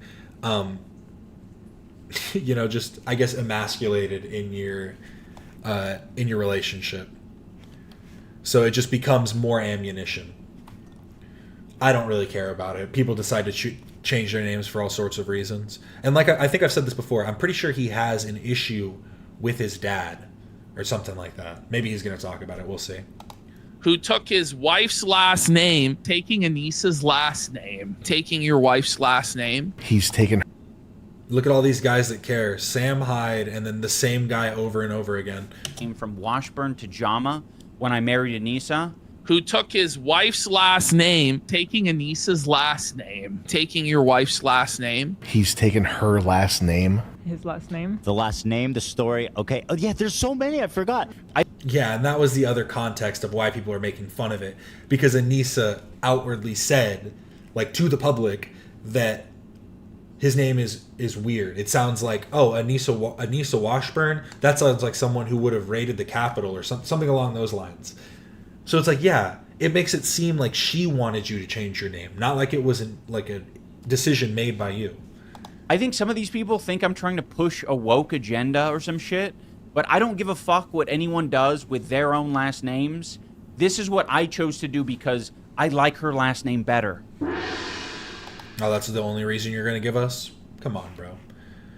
He's trying to be quirky by putting like the text in just a generic like Arial font and then just like putting it offset a little bit, being like, haha, this isn't highly edited, even though he's having to cut out all of his ums and uhs. I don't think anybody actually cares. I think that it's quite literally just added ammunition to the like other things that people are saying. It really is like a cherry on top kind of situation. That's awesome. I've been wanting to change my last name from the colonizer abuser name to my Kokum's last name, especially because she raised everyone on her own and changed her own name back. Yeah, see, like there's all types of reasons to actually change your names, and I don't think that the most ridiculous reasons are invalid. To be like, I just don't like my name. I want to change it to this because I don't like. I don't think that that's necessarily wrong. But again, it really is the context surrounding it about Anissa's hatred of his name. My rancid boxing coach and his wife decided to go on the H3 podcast as like this mutual exchange of talking shit about Anissa and I in exchange for $5,000. That was sort of under the premise that I owed them some sort of bonus money. Yeah, I mean, like we were also promised a bonus on CC1 and we never got it. But because Michael was so nice, he didn't want to like make Ian feel uncomfortable and ask Ian and Anissa about it. And I was always under the assumption that there was no bonus because even though he told me there was a bonus, he then disappeared for 6 months and I never saw him. So I was like, was there a bonus or was there not a bonus? There was never a bonus. I never spoke to these losers about a bonus. I was paying these people an hourly rate to do the job that I asked for them to do, and they got paid. This fucking loser with the beard got paid $32,000 for training an influencer to box, and she got paid $9,000 to film some of it. They conveniently never talked to either one of us about it. You confronted about that? You asked them, or you didn't want to I just let it be. Because I'm the same. They conveniently don't have any text messages or emails or contracts that have anything to do with bonus money because that conversation didn't happen. They are lying to Ethan and his crew, and they're lying to the audience. how is it that we put on this great event? We raised $1.3 million for charity, and he promised us a bonus. And then right after the event, he just kind of pretend like he's too busy to check in with us. Too busy to check in with you? I don't need to fucking check in with you. You're not my parents. Like, what the fuck are you talking about? You weren't promised a bonus. I was doing my own shit. Why the fuck would I want to spend my time with you when I'm filming a show with Dax Flame? You guys are fucking losers. You confronted about that? You asked them, or you didn't want to I just let it be. Because I'm the same. If it was promised to you, if this imaginary bonus was promised to you, that should give you a lot of confidence to at least say, bonus? That's potentially a lot of money for you, you know, in this fictional scenario where you were promised a bonus. Surely it makes sense to at least inquire if it was promised to you, right? Because I'd been consistently paying you day after day for all the work you were doing. So if I never missed a payment for you and your wife and a bonus was promised at some point, then don't you think it would be pretty fucking obvious and apparent that you should text me, hey, what about that bonus? Of course, but there was no bonus. And this kind of pisses me off too, because, okay, I mean, I don't think that this is necessarily invalid. If you never specifically said that they get a bonus and they were just assuming that based on what other people were receiving as fighters, okay, that's on them. They shouldn't have assumed that. But he keeps saying this, and he says this throughout the stream as well. I don't know how much we're going to try and get through as much as possible. But he says this throughout the stream that you should have come to us. You should have asked. You should have done this. You are the fucking event organizers. You are setting this event up. You are the one who's supposed to be making the communications. It should not be up to all of these different people to be coming and begging you for shit. That's so stupid. Like, that's the dumbest thing I've ever heard. Like yes, if they assume that is dumb. But to make it like, oh, you should come to me. You should come and talk to me. Just don't add that part in, because that part just kind of pisses me off. Because otherwise I was going to literally just say, okay, then it is just kind of your word against theirs. If they can provide some kind of text or some kind of evidence that you were going to get it, or some other coach comes forward and said that they got a bonus or something along those lines, like then it is just kind of like it's your word against theirs, unless they can come up with that evidence. But to try and put it on them of like, you guys should have come and talked to us, when again, you've literally talked about how you're a fucking terrible communicator. Everybody's talked about how you are a terrible communicator. It's just dumb. It's dumb. Because you're fucking lying. Like, fuck these crooked people. They came on this podcast. They used this. Why is he so obsessed with money? Because he has none. So true, Evie. I just don't.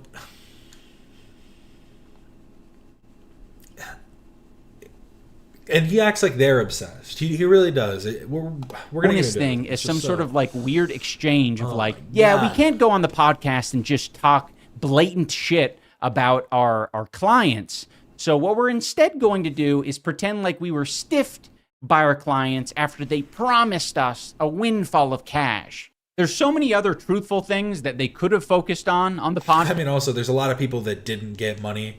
Who didn't get their payouts, who haven't been paid because of Creator Clash, haven't seen money, or, you know, the charity didn't see money. So I don't know if I necessarily just are going to believe your word that you didn't, in passing, be like, yeah, everybody's going to get a bonus.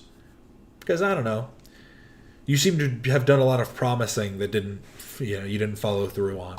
Cast that would have made me look like a bitch to a certain, sector of the internet. One of those things being me crying after a tough sparring session. Like, that's truthful. Did you say he cried?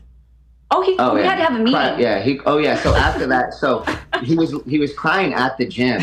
It's okay to cry, but it's not okay for him to cry. Now, to the crew of the H3 podcast, I have something important to say. I think you are all pieces of shit. All right, everyone, that is going to do it for this episode of iDubbbz Complains. If you want to hear me complaining live in your... I'd like the idea of...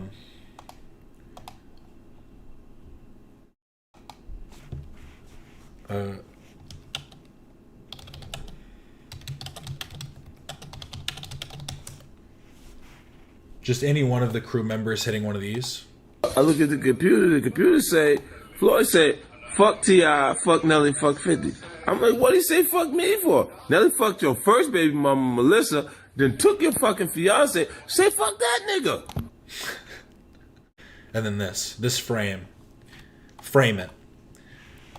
But now we move on from this amazing, illustrious video. Do we have a thumbnail yet? Let's see. Nothing yet. But now we move on to this. And I have my own timestamps that I took. So let's go first to 103. Oop. That's good. You guys had a really... Nisa did, in fact, details that you guys shared with me. For example, one being that, I think it was you, Kate, that mentioned that he and Anissa did, in fact, pay for Hasan and all of his compadres to travel to and stay at Creator Clash 2. Yes. Yeah, so they were talking about that long before, about how they had to fly in all these people. First of all, they rented the hotel for over 300 creators and flew a lot of them in. When the first year it was much more scaled back. We just had a couple. It is.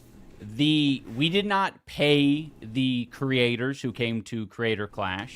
Not what they said. They said that you flew them out and had them stay there. He doesn't admit to the flying them out part.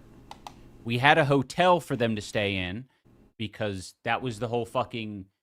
That was the... What would you describe that as? The marketing strategy, which is, yes, if we get these creators to come, we can get them to tweet and talk about it and generate buzz. Didn't happen the way we wanted it to. Because they didn't just do it on their own volition. You would have had to ask them to do it, and you didn't feel comfortable asking them to do it the same way that they didn't feel comfortable asking you for a bonus. So, what do we have here? What do we call this? Just a little, great way to start it, right? But it wasn't like this exaggerated story that they're telling of these creators are getting paid. No one was getting paid. Oh, we know people weren't getting paid. Don't worry. We know that part. Floors of some place, like a nice sweet place, but it wasn't extravagant at all. And then the second year, they did that full hotel for 300 creators. They flew a lot of people in.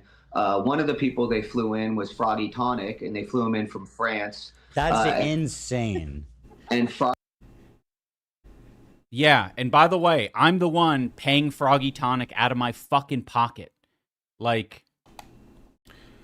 what comes out of your pocket ends up coming out of the event because you were putting money into it. So any money that you can't foot either is then even more in the negative that you're going to have this event be because you're not being able to foot the bill. So yes, it was dumb of you to fly in just a random for no reason. And, sorry, it wasn't for no reason. It was to fix the editing, I guess, to edit a better documentary that still never came out. So I guess he was a shit editor too. This was a guy who came in, and I was paying him good money. Well, I mean, Froggy's a chill guy. He's not. Yeah, and then Froggy's a chill guy. That was the other part I wanted to show right there. He's not a bad part of this story. Oh, he's not. Because he's kind of like the whole... he's almost like one of the main players in this fucking story of why... It's just... You're dumb. You're dumb. Great stuff. Great stuff. So let's move forward now. Again, I just had to kind of clip this up because he does just kind of ramble a lot. I'm sure there's more important stuff in here, but we're trying to just show it off because we don't have much time. I should throw up a poll really quick here. I'll get to the next clip and then we'll throw up a poll. 43. Right? Oop. There we go. And there's, I guess, independent photographers are just people who come by and take photos. Why are they trying to make it sound like it's extravagant shit? The Getty They Image flew people? Getty Images in. Getty himself. Mr. Getty. So, yeah. They're the only... Go ahead, sorry. Oh, I was just going to say, when we asked them about it, and I said, hey, is there a gala? And they said, oh, you guys, don't even worry about it. You don't have to go to that. And I said, what? This is what Anissa said. And I said, what? And I said, well, some of the sparring partners got invited. And she said, I don't know how they got on that list. They weren't supposed to be on the list. And in my mind, I'm like, Ian had invited them. He sent them the email personally. What?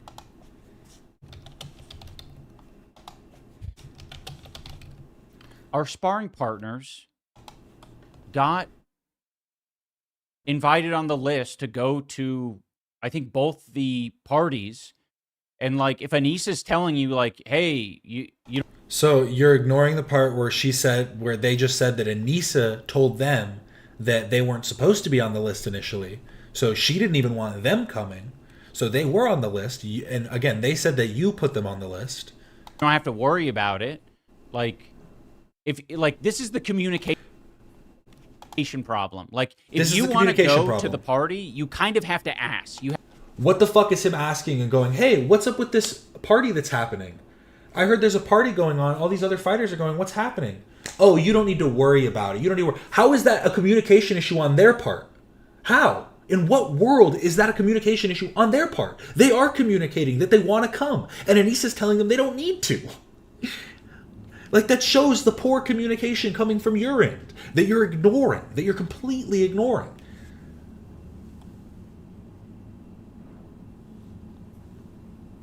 You have to say like, hey, like, I just realized I'm not on this list. Kate and I aren't on this list. We want to go to this party. Like, then sure. But like, it was then why did she tell them not to worry about it?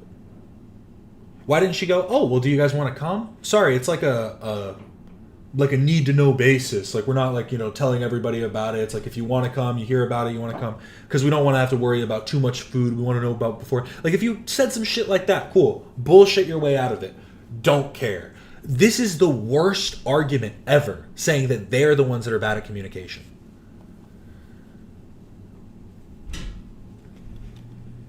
Charlie Kirk got shot? No way.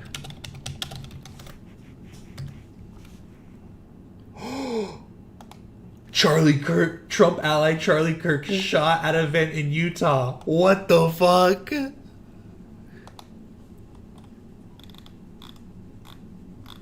Videos circulating across social media show the moment a shot is heard in the crowd. Kirk was sat in a tent. Kirk physically recoils, slumping down in his seat.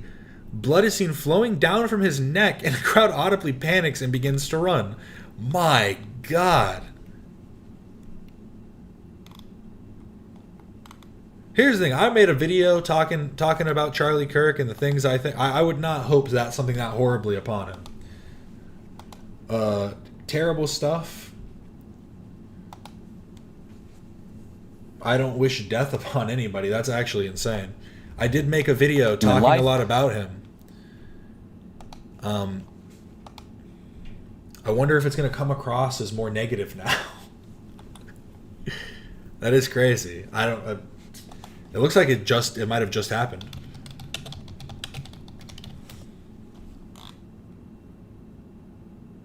Yeah, all of these news updates are from like a couple minutes ago.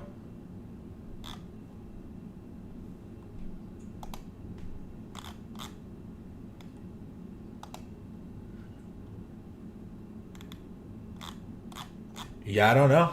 I'm not seeing much about it. I'll keep looking at the side. Sorry, I'm going back from the place. Fucking, like, the whole thing was... That is insane. Just...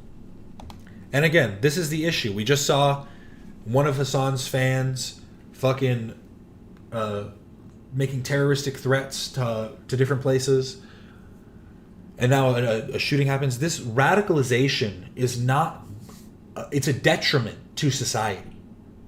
This extremist radicalization is like divisive, divisionary, going to destroy any type of hope for a better future. And it's so odd that these are like the things that are seen as like in any circle seen as like beneficial somehow. Crazy stuff. Crazy stuff. Get your name on the fucking list and people will start letting you in. Like, I don't... Because again, even if someone like Charlie Kirk dies, somebody else can rise up and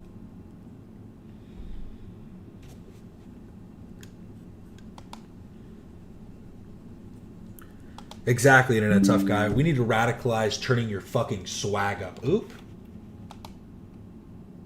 This isn't good.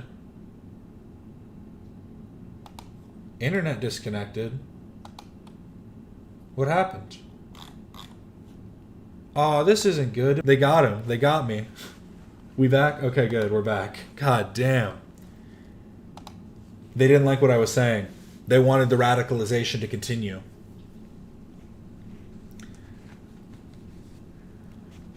Whew. Wait, did you guys see all of what happened there? Now I'm confused. My internet went out fully. Now I'm confused. Because on my end, it's showing it as if you guys saw everything.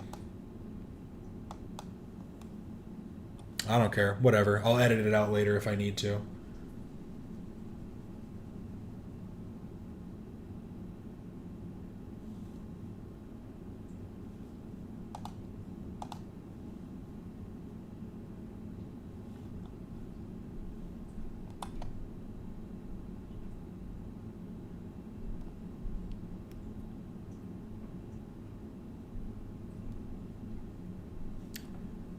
So it connected and kept all of the stuff that I did? Bruh.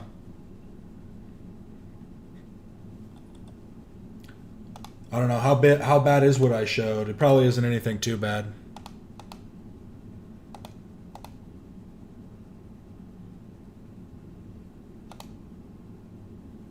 What email did you see?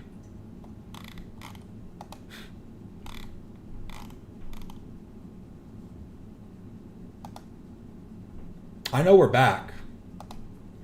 I just don't know what was cut out and what's not. It's like complete. I'm on an 80-second delay now. The delay is like crazy now. I don't think I can change it live. They really want to silence me.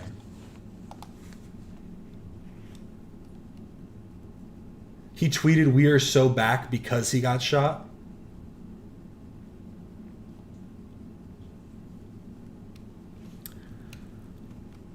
Well, it happens. You guys saw my lolly folder? Oh no. I'm like trying to see what you guys would have seen. I don't think I pulled up anything too bad. Nah, it is what it is.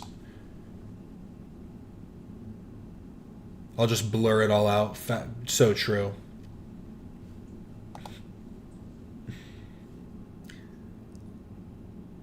We're both very direct and very transparent. If they told us that they were going to throw a huge gala after the fight. Oh my god. Oh my god. That is fucking awesome. Let's hear that shit again. I don't care about this. Including you guys. I know why. I honestly believe that the reason why Ian and Nisa excluded us and did not want us to know about the gala is because we're both very professional, we're both very direct, and very transparent. If they told us that they were going to throw a huge gala after the fight and it was going to cost a ton of money, we would have... Was the email the hour-long deluxe, or did it have a name in it? If it was one with my name in it, then I will probably edit it out, but if it's just the hour-long deluxe email, I don't care. Ask them, why are you doing this? Yeah, because dude, they so badly like they want to be the heroes. Like, yeah, we're professional and we're transparent, and we would have called off the whole thing. And like, you know, we basically watched all the fucking comments. Don't worry, that's an alias because I'm cool like that. Go look it up. That's me. That's my real name, my real official email that I literally don't use for anything. I will blur it out because whatever, but... Terry videos about how the Creator Clash 2 lost money. See, I'm smart. I don't even use my computer under my real fucking name. That's how we do things around here. We're professionals. Sorry, running it back. Including you guys. I know why. I honestly believe that the reason why Ian and Nisa excluded us and did not want us to know about the gala is because we're both very professional, we're both very direct, and very transparent. If they told us that they were going to throw a huge gala after the fight and it was going to cost a ton of money, we would have asked them, why are you doing this? Yeah. Because Dude, they so badly, like, they want to be the heroes. Like, yeah, we're professional and we're transparent, and we would have called off the whole thing. And, like, you know, we basically watched all the fucking commentary videos about how the Creator Clash 2 lost money. And so now we know, hindsight 2020, what the problem was, or what part of the problem. He does have a disgusting laugh. But isn't this so dumb too? This is a great freeze frame. But he's trying to say, yeah, so what if we were $500,000 in the hole? It doesn't matter. We were just trying to throw a good event. We wanted to have a party. He's just deluded on some level. Problem was, which it wasn't even part of the fucking problem. Even if we didn't throw that party, there wasn't enough ticket sales to pay for the event in its entirety. Like, that's what everyone forgets, is like these parties are pretty fucking irrelevant. It just means, you know, at the end of the day, more debt for us. Like, that's all that means. But they, for some reason, not for some reason, they're geniuses. They're like, they know that we're real. We have a keen eye, and we would have looked into their books, and we would have known that this is a big mistake. Because Anissa already told us. Meanwhile, they're on the fucking the harassment podcast. They're getting paid $5,000 to go on the harassment podcast, and then they're talking shit and making fun of me for crying. Very professional. Very professional. She shared with us prior to CC2, like a month before, that they were negative. Was it 500K already? Yeah, at the Whoa, time. whoa, hold on. Yeah, that's important. Say that again. Say that again. They were negative 500K before the event. Yes.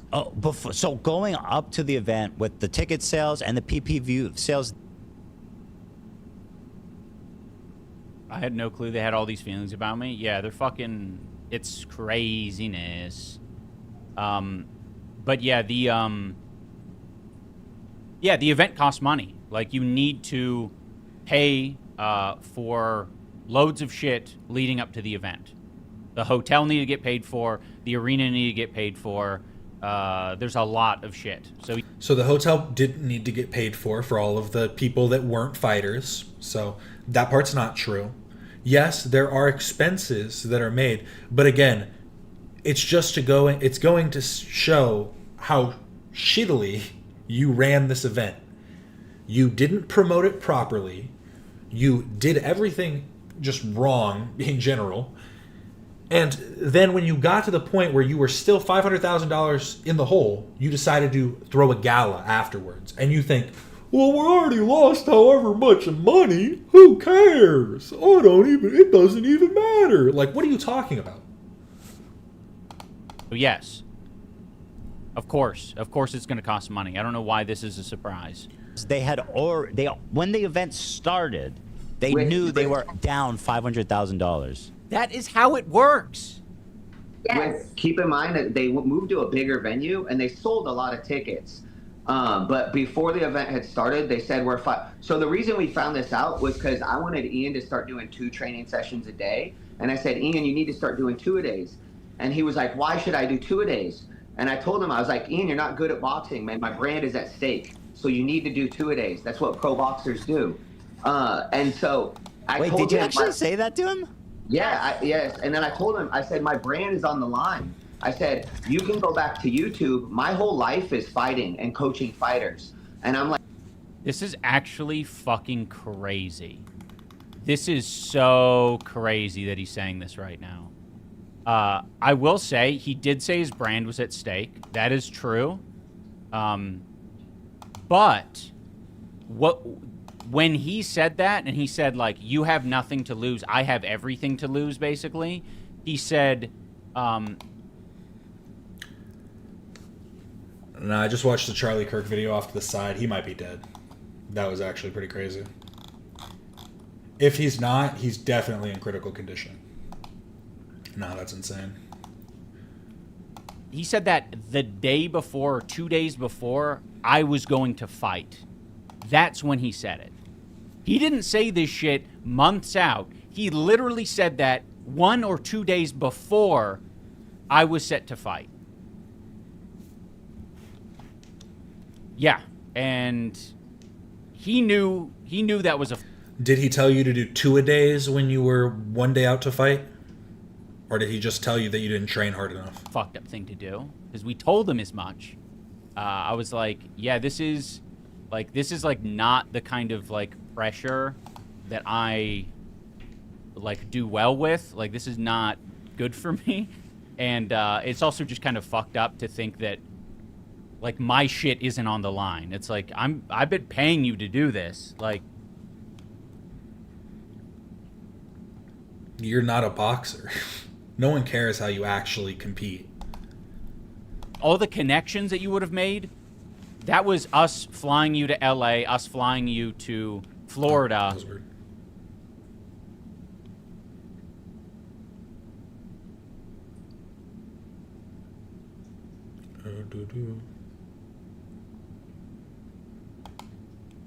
Why isn't this working? For some reason, I can't Harder pull it forward than now. he would have won. And we need that led to my Offensive. I'm like, you're not doing Oh. anything I'm telling you. And they would lie to me. Oh, it's offensive. It's offensive. And he would tell me he was doing his road work. They He'd would tell lie? Why would he lie? Oh. That's like lying to your doctor. It made no sense. I'm not lying. I did the work. What the fuck is he talking about? Like, it's not difficult. Like, that's what I was busy doing. That's why I wasn't making videos, is I would fucking come in, and on days when I didn't come in to see him, and by the way, it was like, what, 5 to 6 days a week, there'd be seeing him sometimes 2 times a day? And then when... One of the claims is that you didn't want to do 2-a-days consistently, and that's what he's saying. And again, you're the one with the poor communication skills. And then I thought this was really funny. I want to skip ahead a little bit.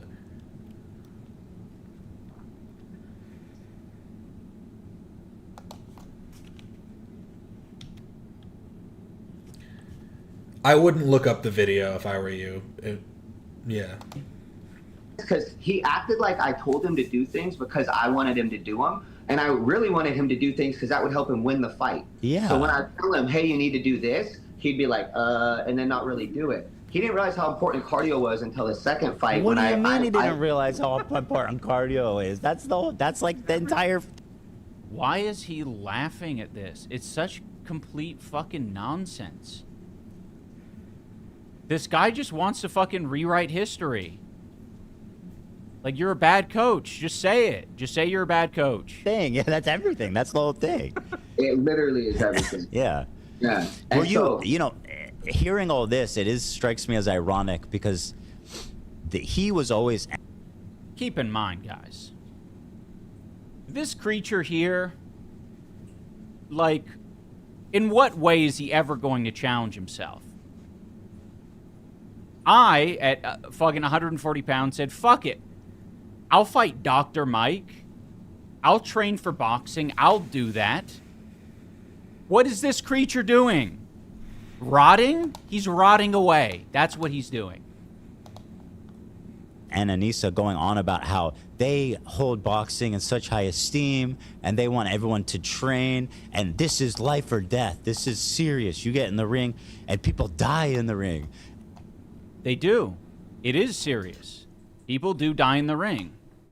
And and hearing him speak so loftily and respectfully about boxing. I do respect boxing. I wouldn't say that I was speaking loftily about it or exaggerating it. Boxing is a dangerous sport. People die all the time in boxing. What's your fucking point? But then he's like, oh yeah, no, I lied to my trainer about running. It's like, what? How is that connected in the slightest? I'm now seeing a video of what looks like an old man being arrested. I don't know. Yeah, looks like an old white dude. I don't know if this is actually the right thing. This is just, it's breaking news for sure. But it looks like an older white man is being arrested. Respect boxing.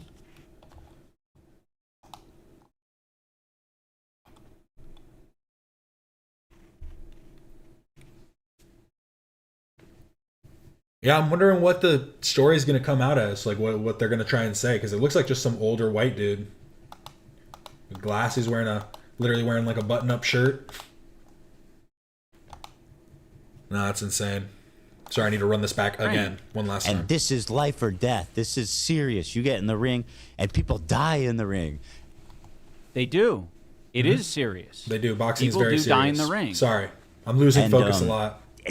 And hearing him speak so loftily and respectfully about boxing. I do respect boxing. I wouldn't say that I was speaking loftily about it or exaggerating it. Boxing is a dangerous sport. I think speaking loftily would just mean to hold it in some kind of like higher regard. People die all the time in boxing. What's your fucking point? But then hearing he's like, oh yeah, no, I lied to my trainer about running. It's like, what? How is that connected in the... If you don't care enough to actually commit to your training, then it would be funny for you to then go around and be spouting about how much you love boxing and how you hold it in such high regard if you were lying about the actual training that you did do. Just saying. The slightest. Also, it's a lie, so there's that. Why would I, like, this is so annoying. Like, I'm not a child. I'll do the fucking training. I did it. Like, Also, keep in mind, time to add to the lie counter. It's fucking, this needs to happen automatically. I need to get a fucking AI in here. This is 18 at this point. For the first event, let's be very clear. Dr. Mike was 190 pounds or even more than that.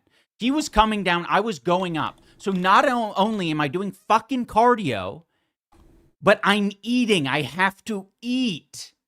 I have to eat a lot.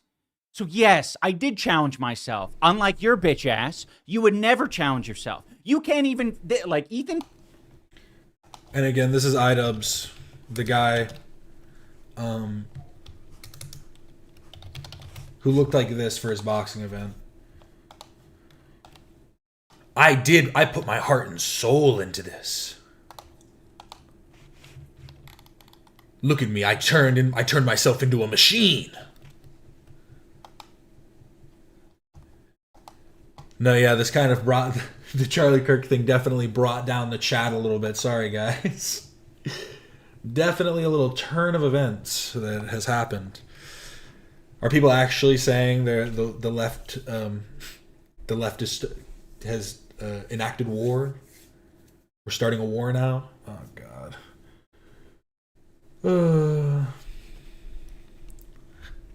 I don't know what's best.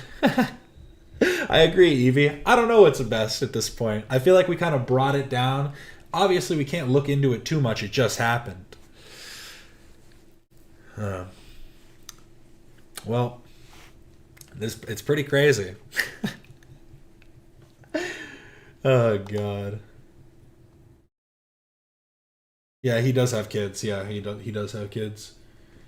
And they're pretty young, too. He had them within the last few years. Like, they're not... Yeah. That's what I'm saying. Like, I don't think that any of this this type of stuff needs to... If you see anybody, anywhere, like, trying to act like this was a good thing that happened, report them. Maybe report them to the authorities if you have the opportunity. That's just like... We cannot embolden more extremism. Do not fight extremism with extremism. Charlie Kirk said heinous things. He wants bad things, like things that I disagree with, to happen. But I would never wish death upon anybody. That's actually crazy. And again, like, there's obviously people that I'm gonna care more and less about if they die or not. Like, if Charlie Kirk does pass from this, it's sad. It's a sad thing, but I won't personally be like sad because of it. But I just think that, again, like the whole family aspect, and just that it's more extremism, just more and more and more and more extremism, and it's saddening. It really is on some level. On the deepest level, I think. And we still don't have a thumbnail. I do have a few more clips. I do have a few clips left. Please don't let Charlie Kirk be the century's France Ferdinand. I hope not. I really hope not. Political violence is never the answer, yeah. It's just so... I don't understand how... It's just... Ugh. You only need to focus for a few more minutes, Cap. You'll be able to talk all about this later. No, yeah, I know. Once more information comes out, we'll definitely talk about this later. Damn, some people are really talking about this right now, like as it happened. People are going live. But here, we'll jump forward now. This part I thought was really funny. Sorry, I have to jump ahead a lot. Oh, no, wait. This was first. Ian had this happen, and this was just so weird. Oh, my God. I forgot it's doing coach, this. You are. What is it? 301. 301. Situation and Alex Ernst, and you could clearly hear that Anissa was screaming louder than Michael. Yeah, so he was literally yelling at him worse than I was. No, you guys are fucking stupid. You saw what you wanted to see. You heard what you wanted to hear. What happened in the sparring session, and I can play this at some point, but he was saying things, and also it doesn't matter. Like, it's my reaction. Like, I don't feel bad. Dude, she's not your coach. Like, I understand it doesn't matter to you that she's giving her input, but it is getting in the way of what your coach is trying to train you to do. Yes, she was being nice and encouraging you. Get him, Ian. Get him. Go for it. Throw a overhand. Uppercut him. That's not helpful. When my wife is saying... Also, she was saying encouraging things. She was like, come on, Ian, you can do it. She was saying shit like that. If it's even towards the level of volume that your coach is giving when trying to actually give you instructions on how to better your abilities, it just shouldn't be happening. And I'm not saying that to be like, yeah, maybe he should have been more straightforward and been like, hey, I'm sorry, I do appreciate that you coming and, like, you know, supporting his boxing, but we have some stuff we need to focus on right now. Could you maybe step off to the side for a second while we focus on this bit? Because, yeah, it's like, we get it. You want your cheerleader in your corner. Great. Awesome stuff. Also, not entirely necessary. You were basically saying, what the fuck is wrong with you? Like, there's a big difference there. Like, you know, the decibels of who was saying things louder was very irrelevant to me. Show the clip? Oh, man. All right. I'll bring it up.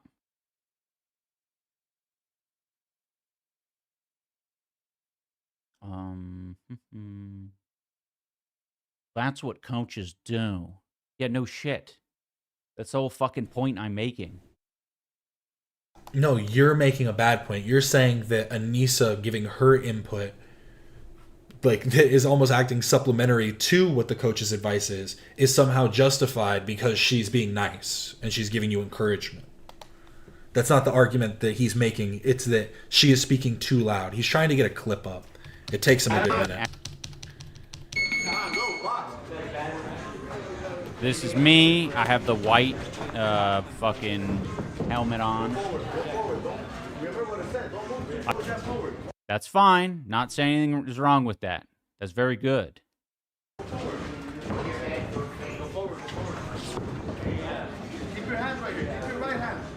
But keep in mind while you're watching this, it happens in the last few rounds. Okay. Keep in mind while you're watching this, fucking Alex at this point, he's doing all of the beginner boxing things where it's fucking scary to spar, and he's not getting fucking kid gloves, right? He's in a very tough gym, and he's getting fucking wailed on. I had some pretty... It was more kid gloves, right? So he has these reactions. Like, when someone's coming toward him, he goes, right? Wait, this is the footage you paid her $150 an hour to film? Apparently it was $100 an hour, but yes. It's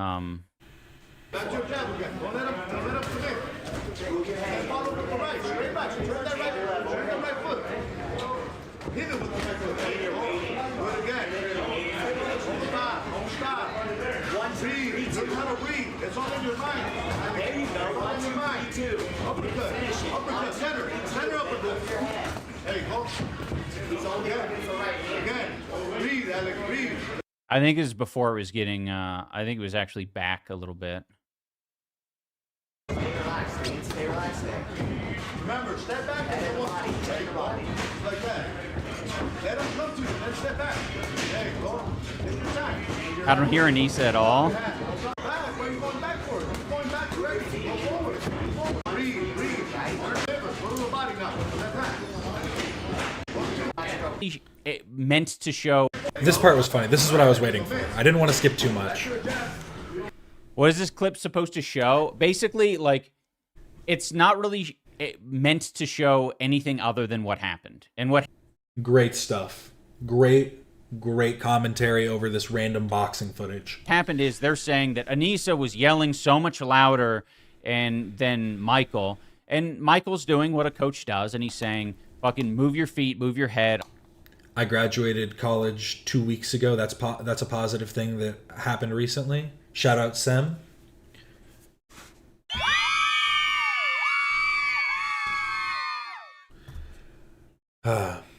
We needed some good news. Shout out.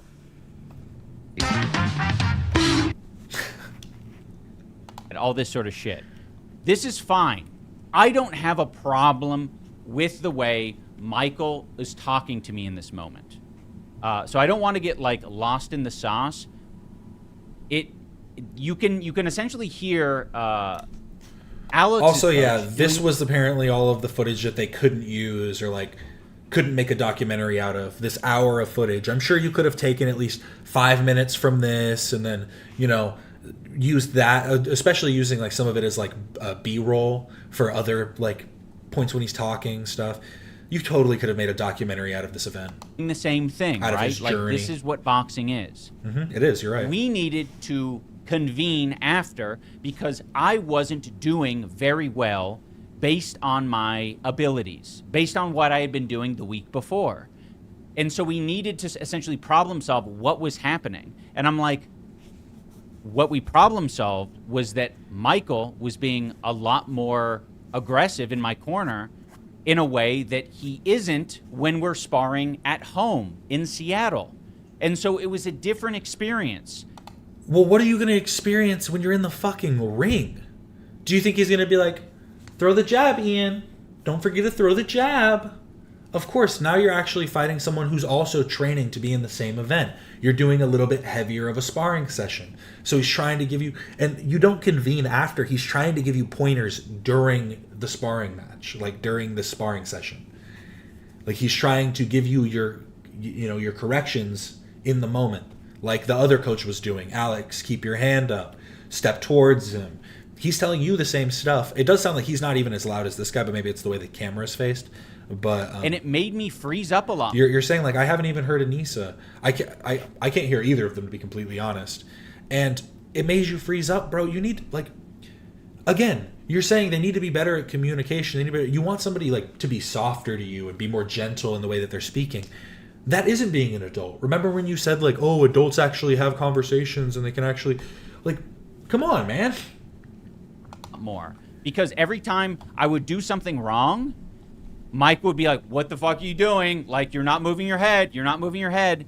And it got in my head and made me freeze more.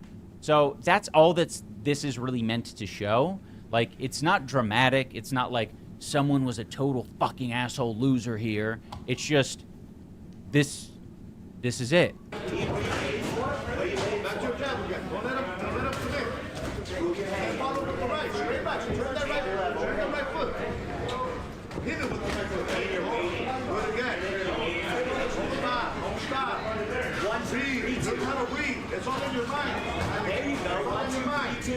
I finally got a little bit of success there.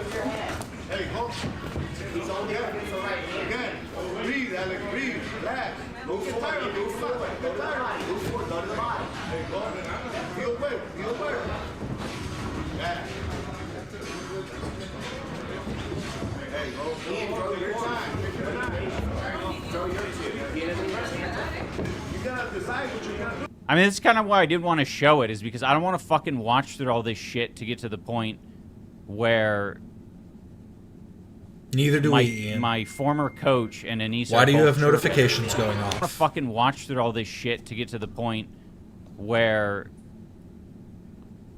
my former coach and Anissa are both chirping. Was that my notifications? What was that? Was that me? I guess it could have been me, but I didn't get any notifications. Now I'm wondering.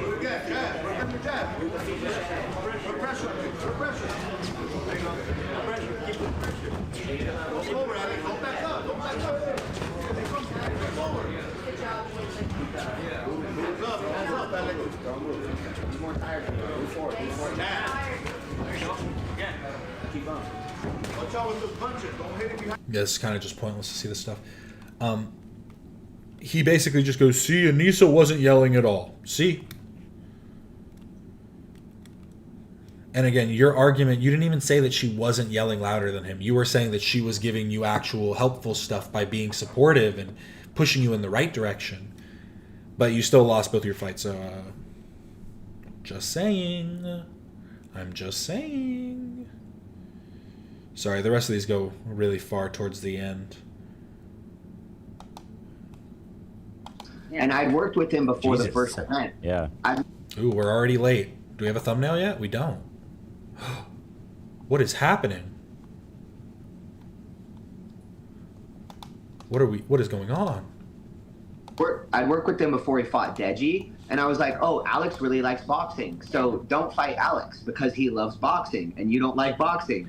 And I think Alex Wasabi, right? Is that who he fought the second time?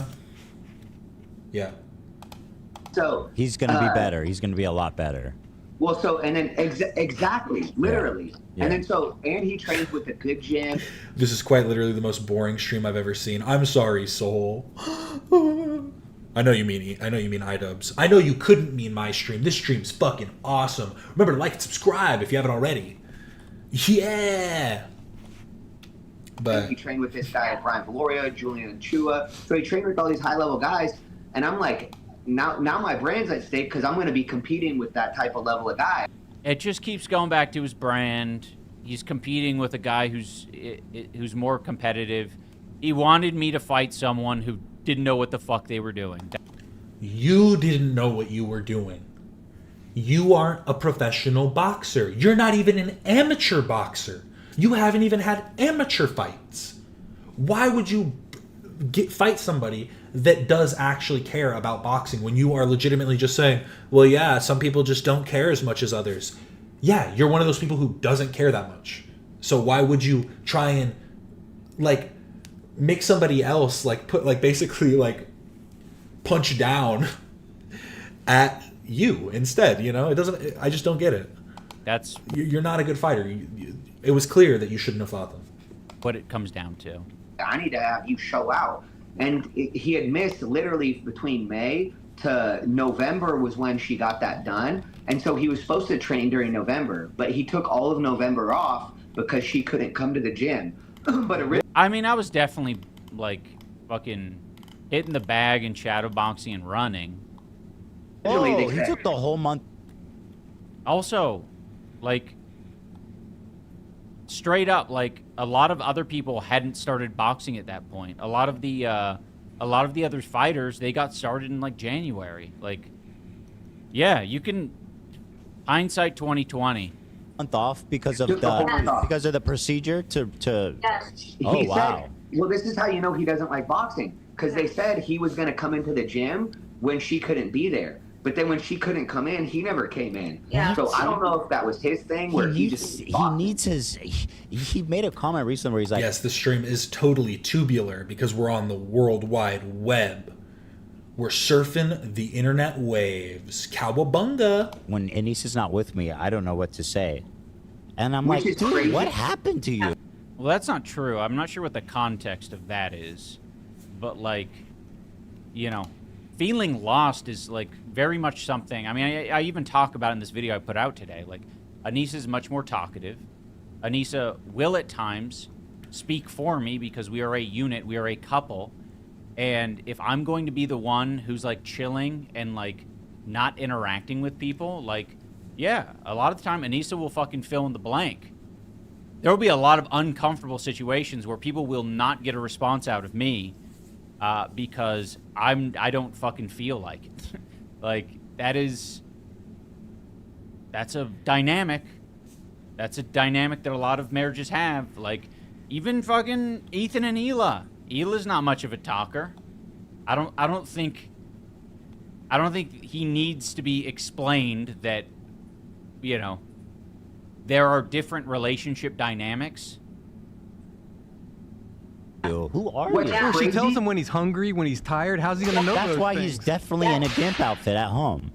That's She had said that she had actually, I didn't know this, but she had done the Content Cop. She worked on Content Cop with him back in the day. But she's never apologized for the N-word. Only Ian apologized for that. And if she was... Yeah, bro, that's because I made the video. I did all the things. Anissa held the camera and she was fucking uncomfortable. Like, it's not... She was your partner that helped you create the videos, filmed them for you, did not stop you. You try and separate your relationship in this weird way where you're like, what? She does her own thing. We're not even... It's not even like that. Like, I don't get what the point he's trying to make here is. Because, yes, she did just film it, and she didn't stop you. She didn't think that it was probably wrong in, what was it, like 2017? To go up to Tana Mojo and go, say? And then just say the N-word, hard R. And again, yes, Ethan's done the same around the same time. It happened. But again, we're talking about what the outcomes were. You apologized.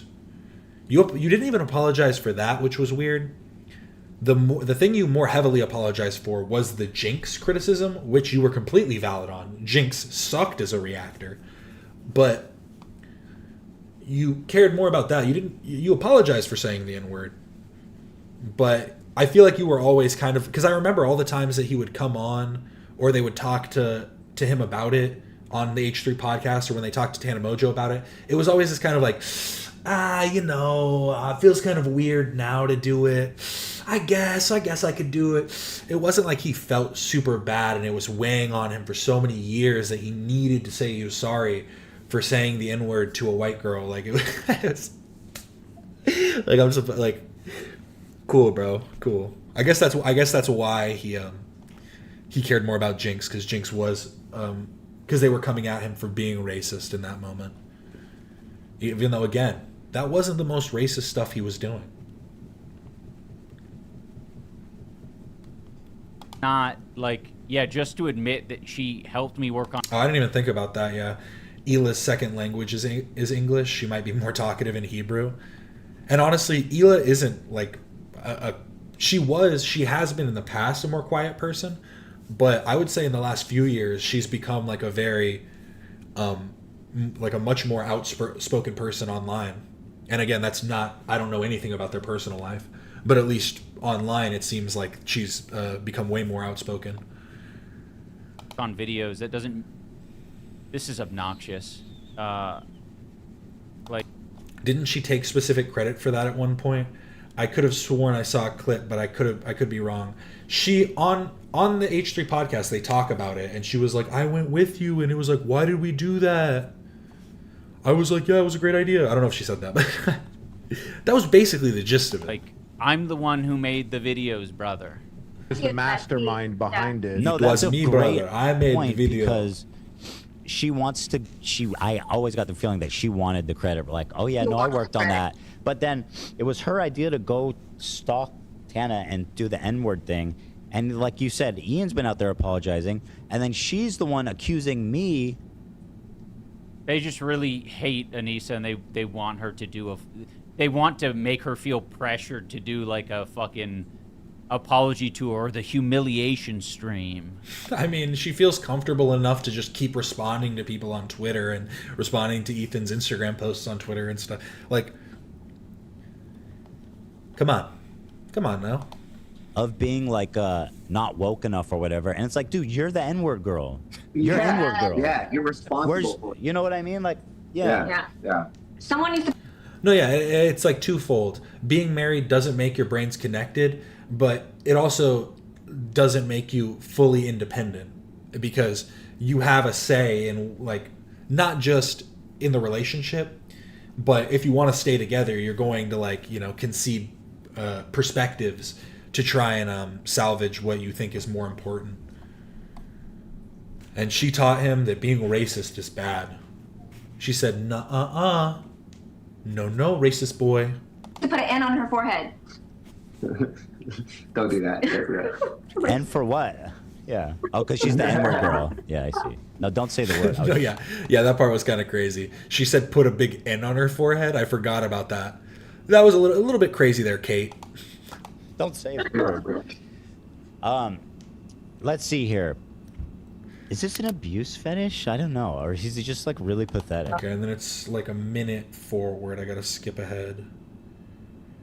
This is my last clip I actually have of this. She was actually the one keeping him, like, to stay the course, but at the same time, he didn't want to box, and she was the one that wanted him to box. That's what it seemed like. Yeah. No, listen.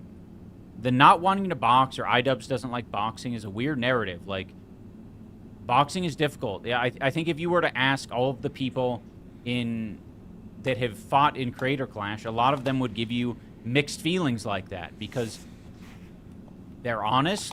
I think they would give you mixed feelings for things other than just the boxing. I don't think that it would have been that the training and the fighting was the part that they didn't like. I gotta be honest. And they'll say, like, yeah, boxing can really suck. Mm-hmm. Especially when you don't want to do it. It's combining getting...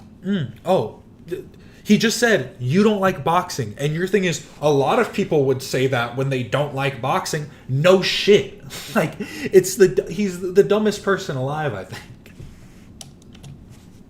Boxing is difficult. Yeah, I think if you were to ask all of the people that have fought in Creator Clash, a lot of them would give you mixed feelings like that because they're honest and they'll say, like, yeah, boxing can really suck.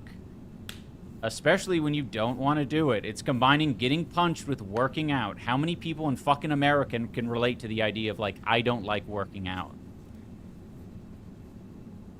So yes, there were times where I didn't like boxing.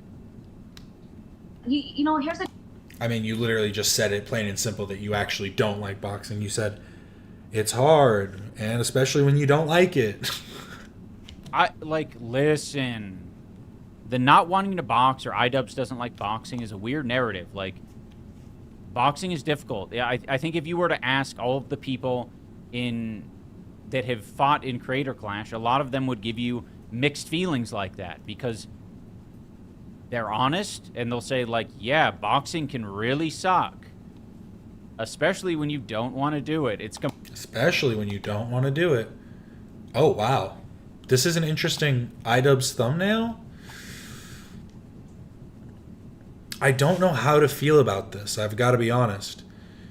Did they AI this? I'm so confused by this thumbnail right now. This feels like such a simple edit, but I feel like they did AI for it. I've done so many like eye shifts.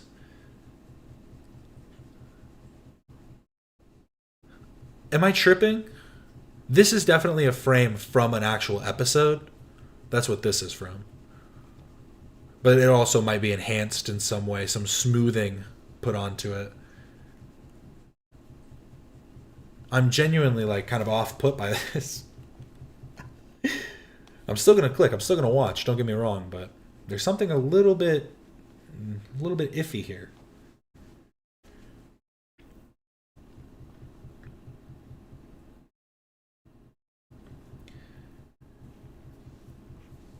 The boxing coach has basically broke it all down. Ian is lazy. He doesn't want to think, brush his teeth, have a personality, make videos, train. He just wants to sling poo. Yeah, I mean, that does make sense.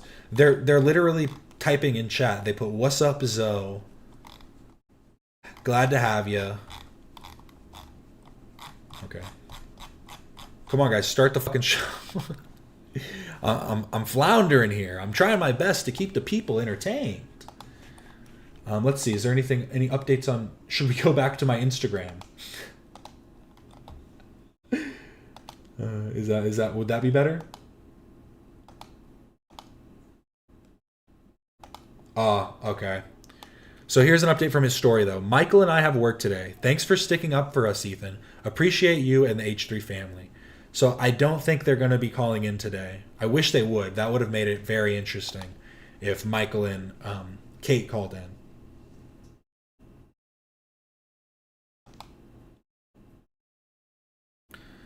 But then, okay, here's what Ethan said. I'm absolutely horrified by what happened to Charlie Kirk. The video is devastating. Anyone celebrating this should be deeply and forever shamed. I am scared for myself and my family. There has been a constant stream of death threats targeting me and others coming directly from Twitch.tv. This is the inevitable result of Twitch's continued endorsement of radical violent voices. Podcast coming at you. It is Well, the show just started. I'm going to finish reading this real quick. I'm not saying anyone from Twitch influenced this directly. We don't know anything yet. But this is the type of political violence that very specific people have been encouraging. Mike from PA has been broadcasting consistent threats of violence for years with zero accountability from Twitch.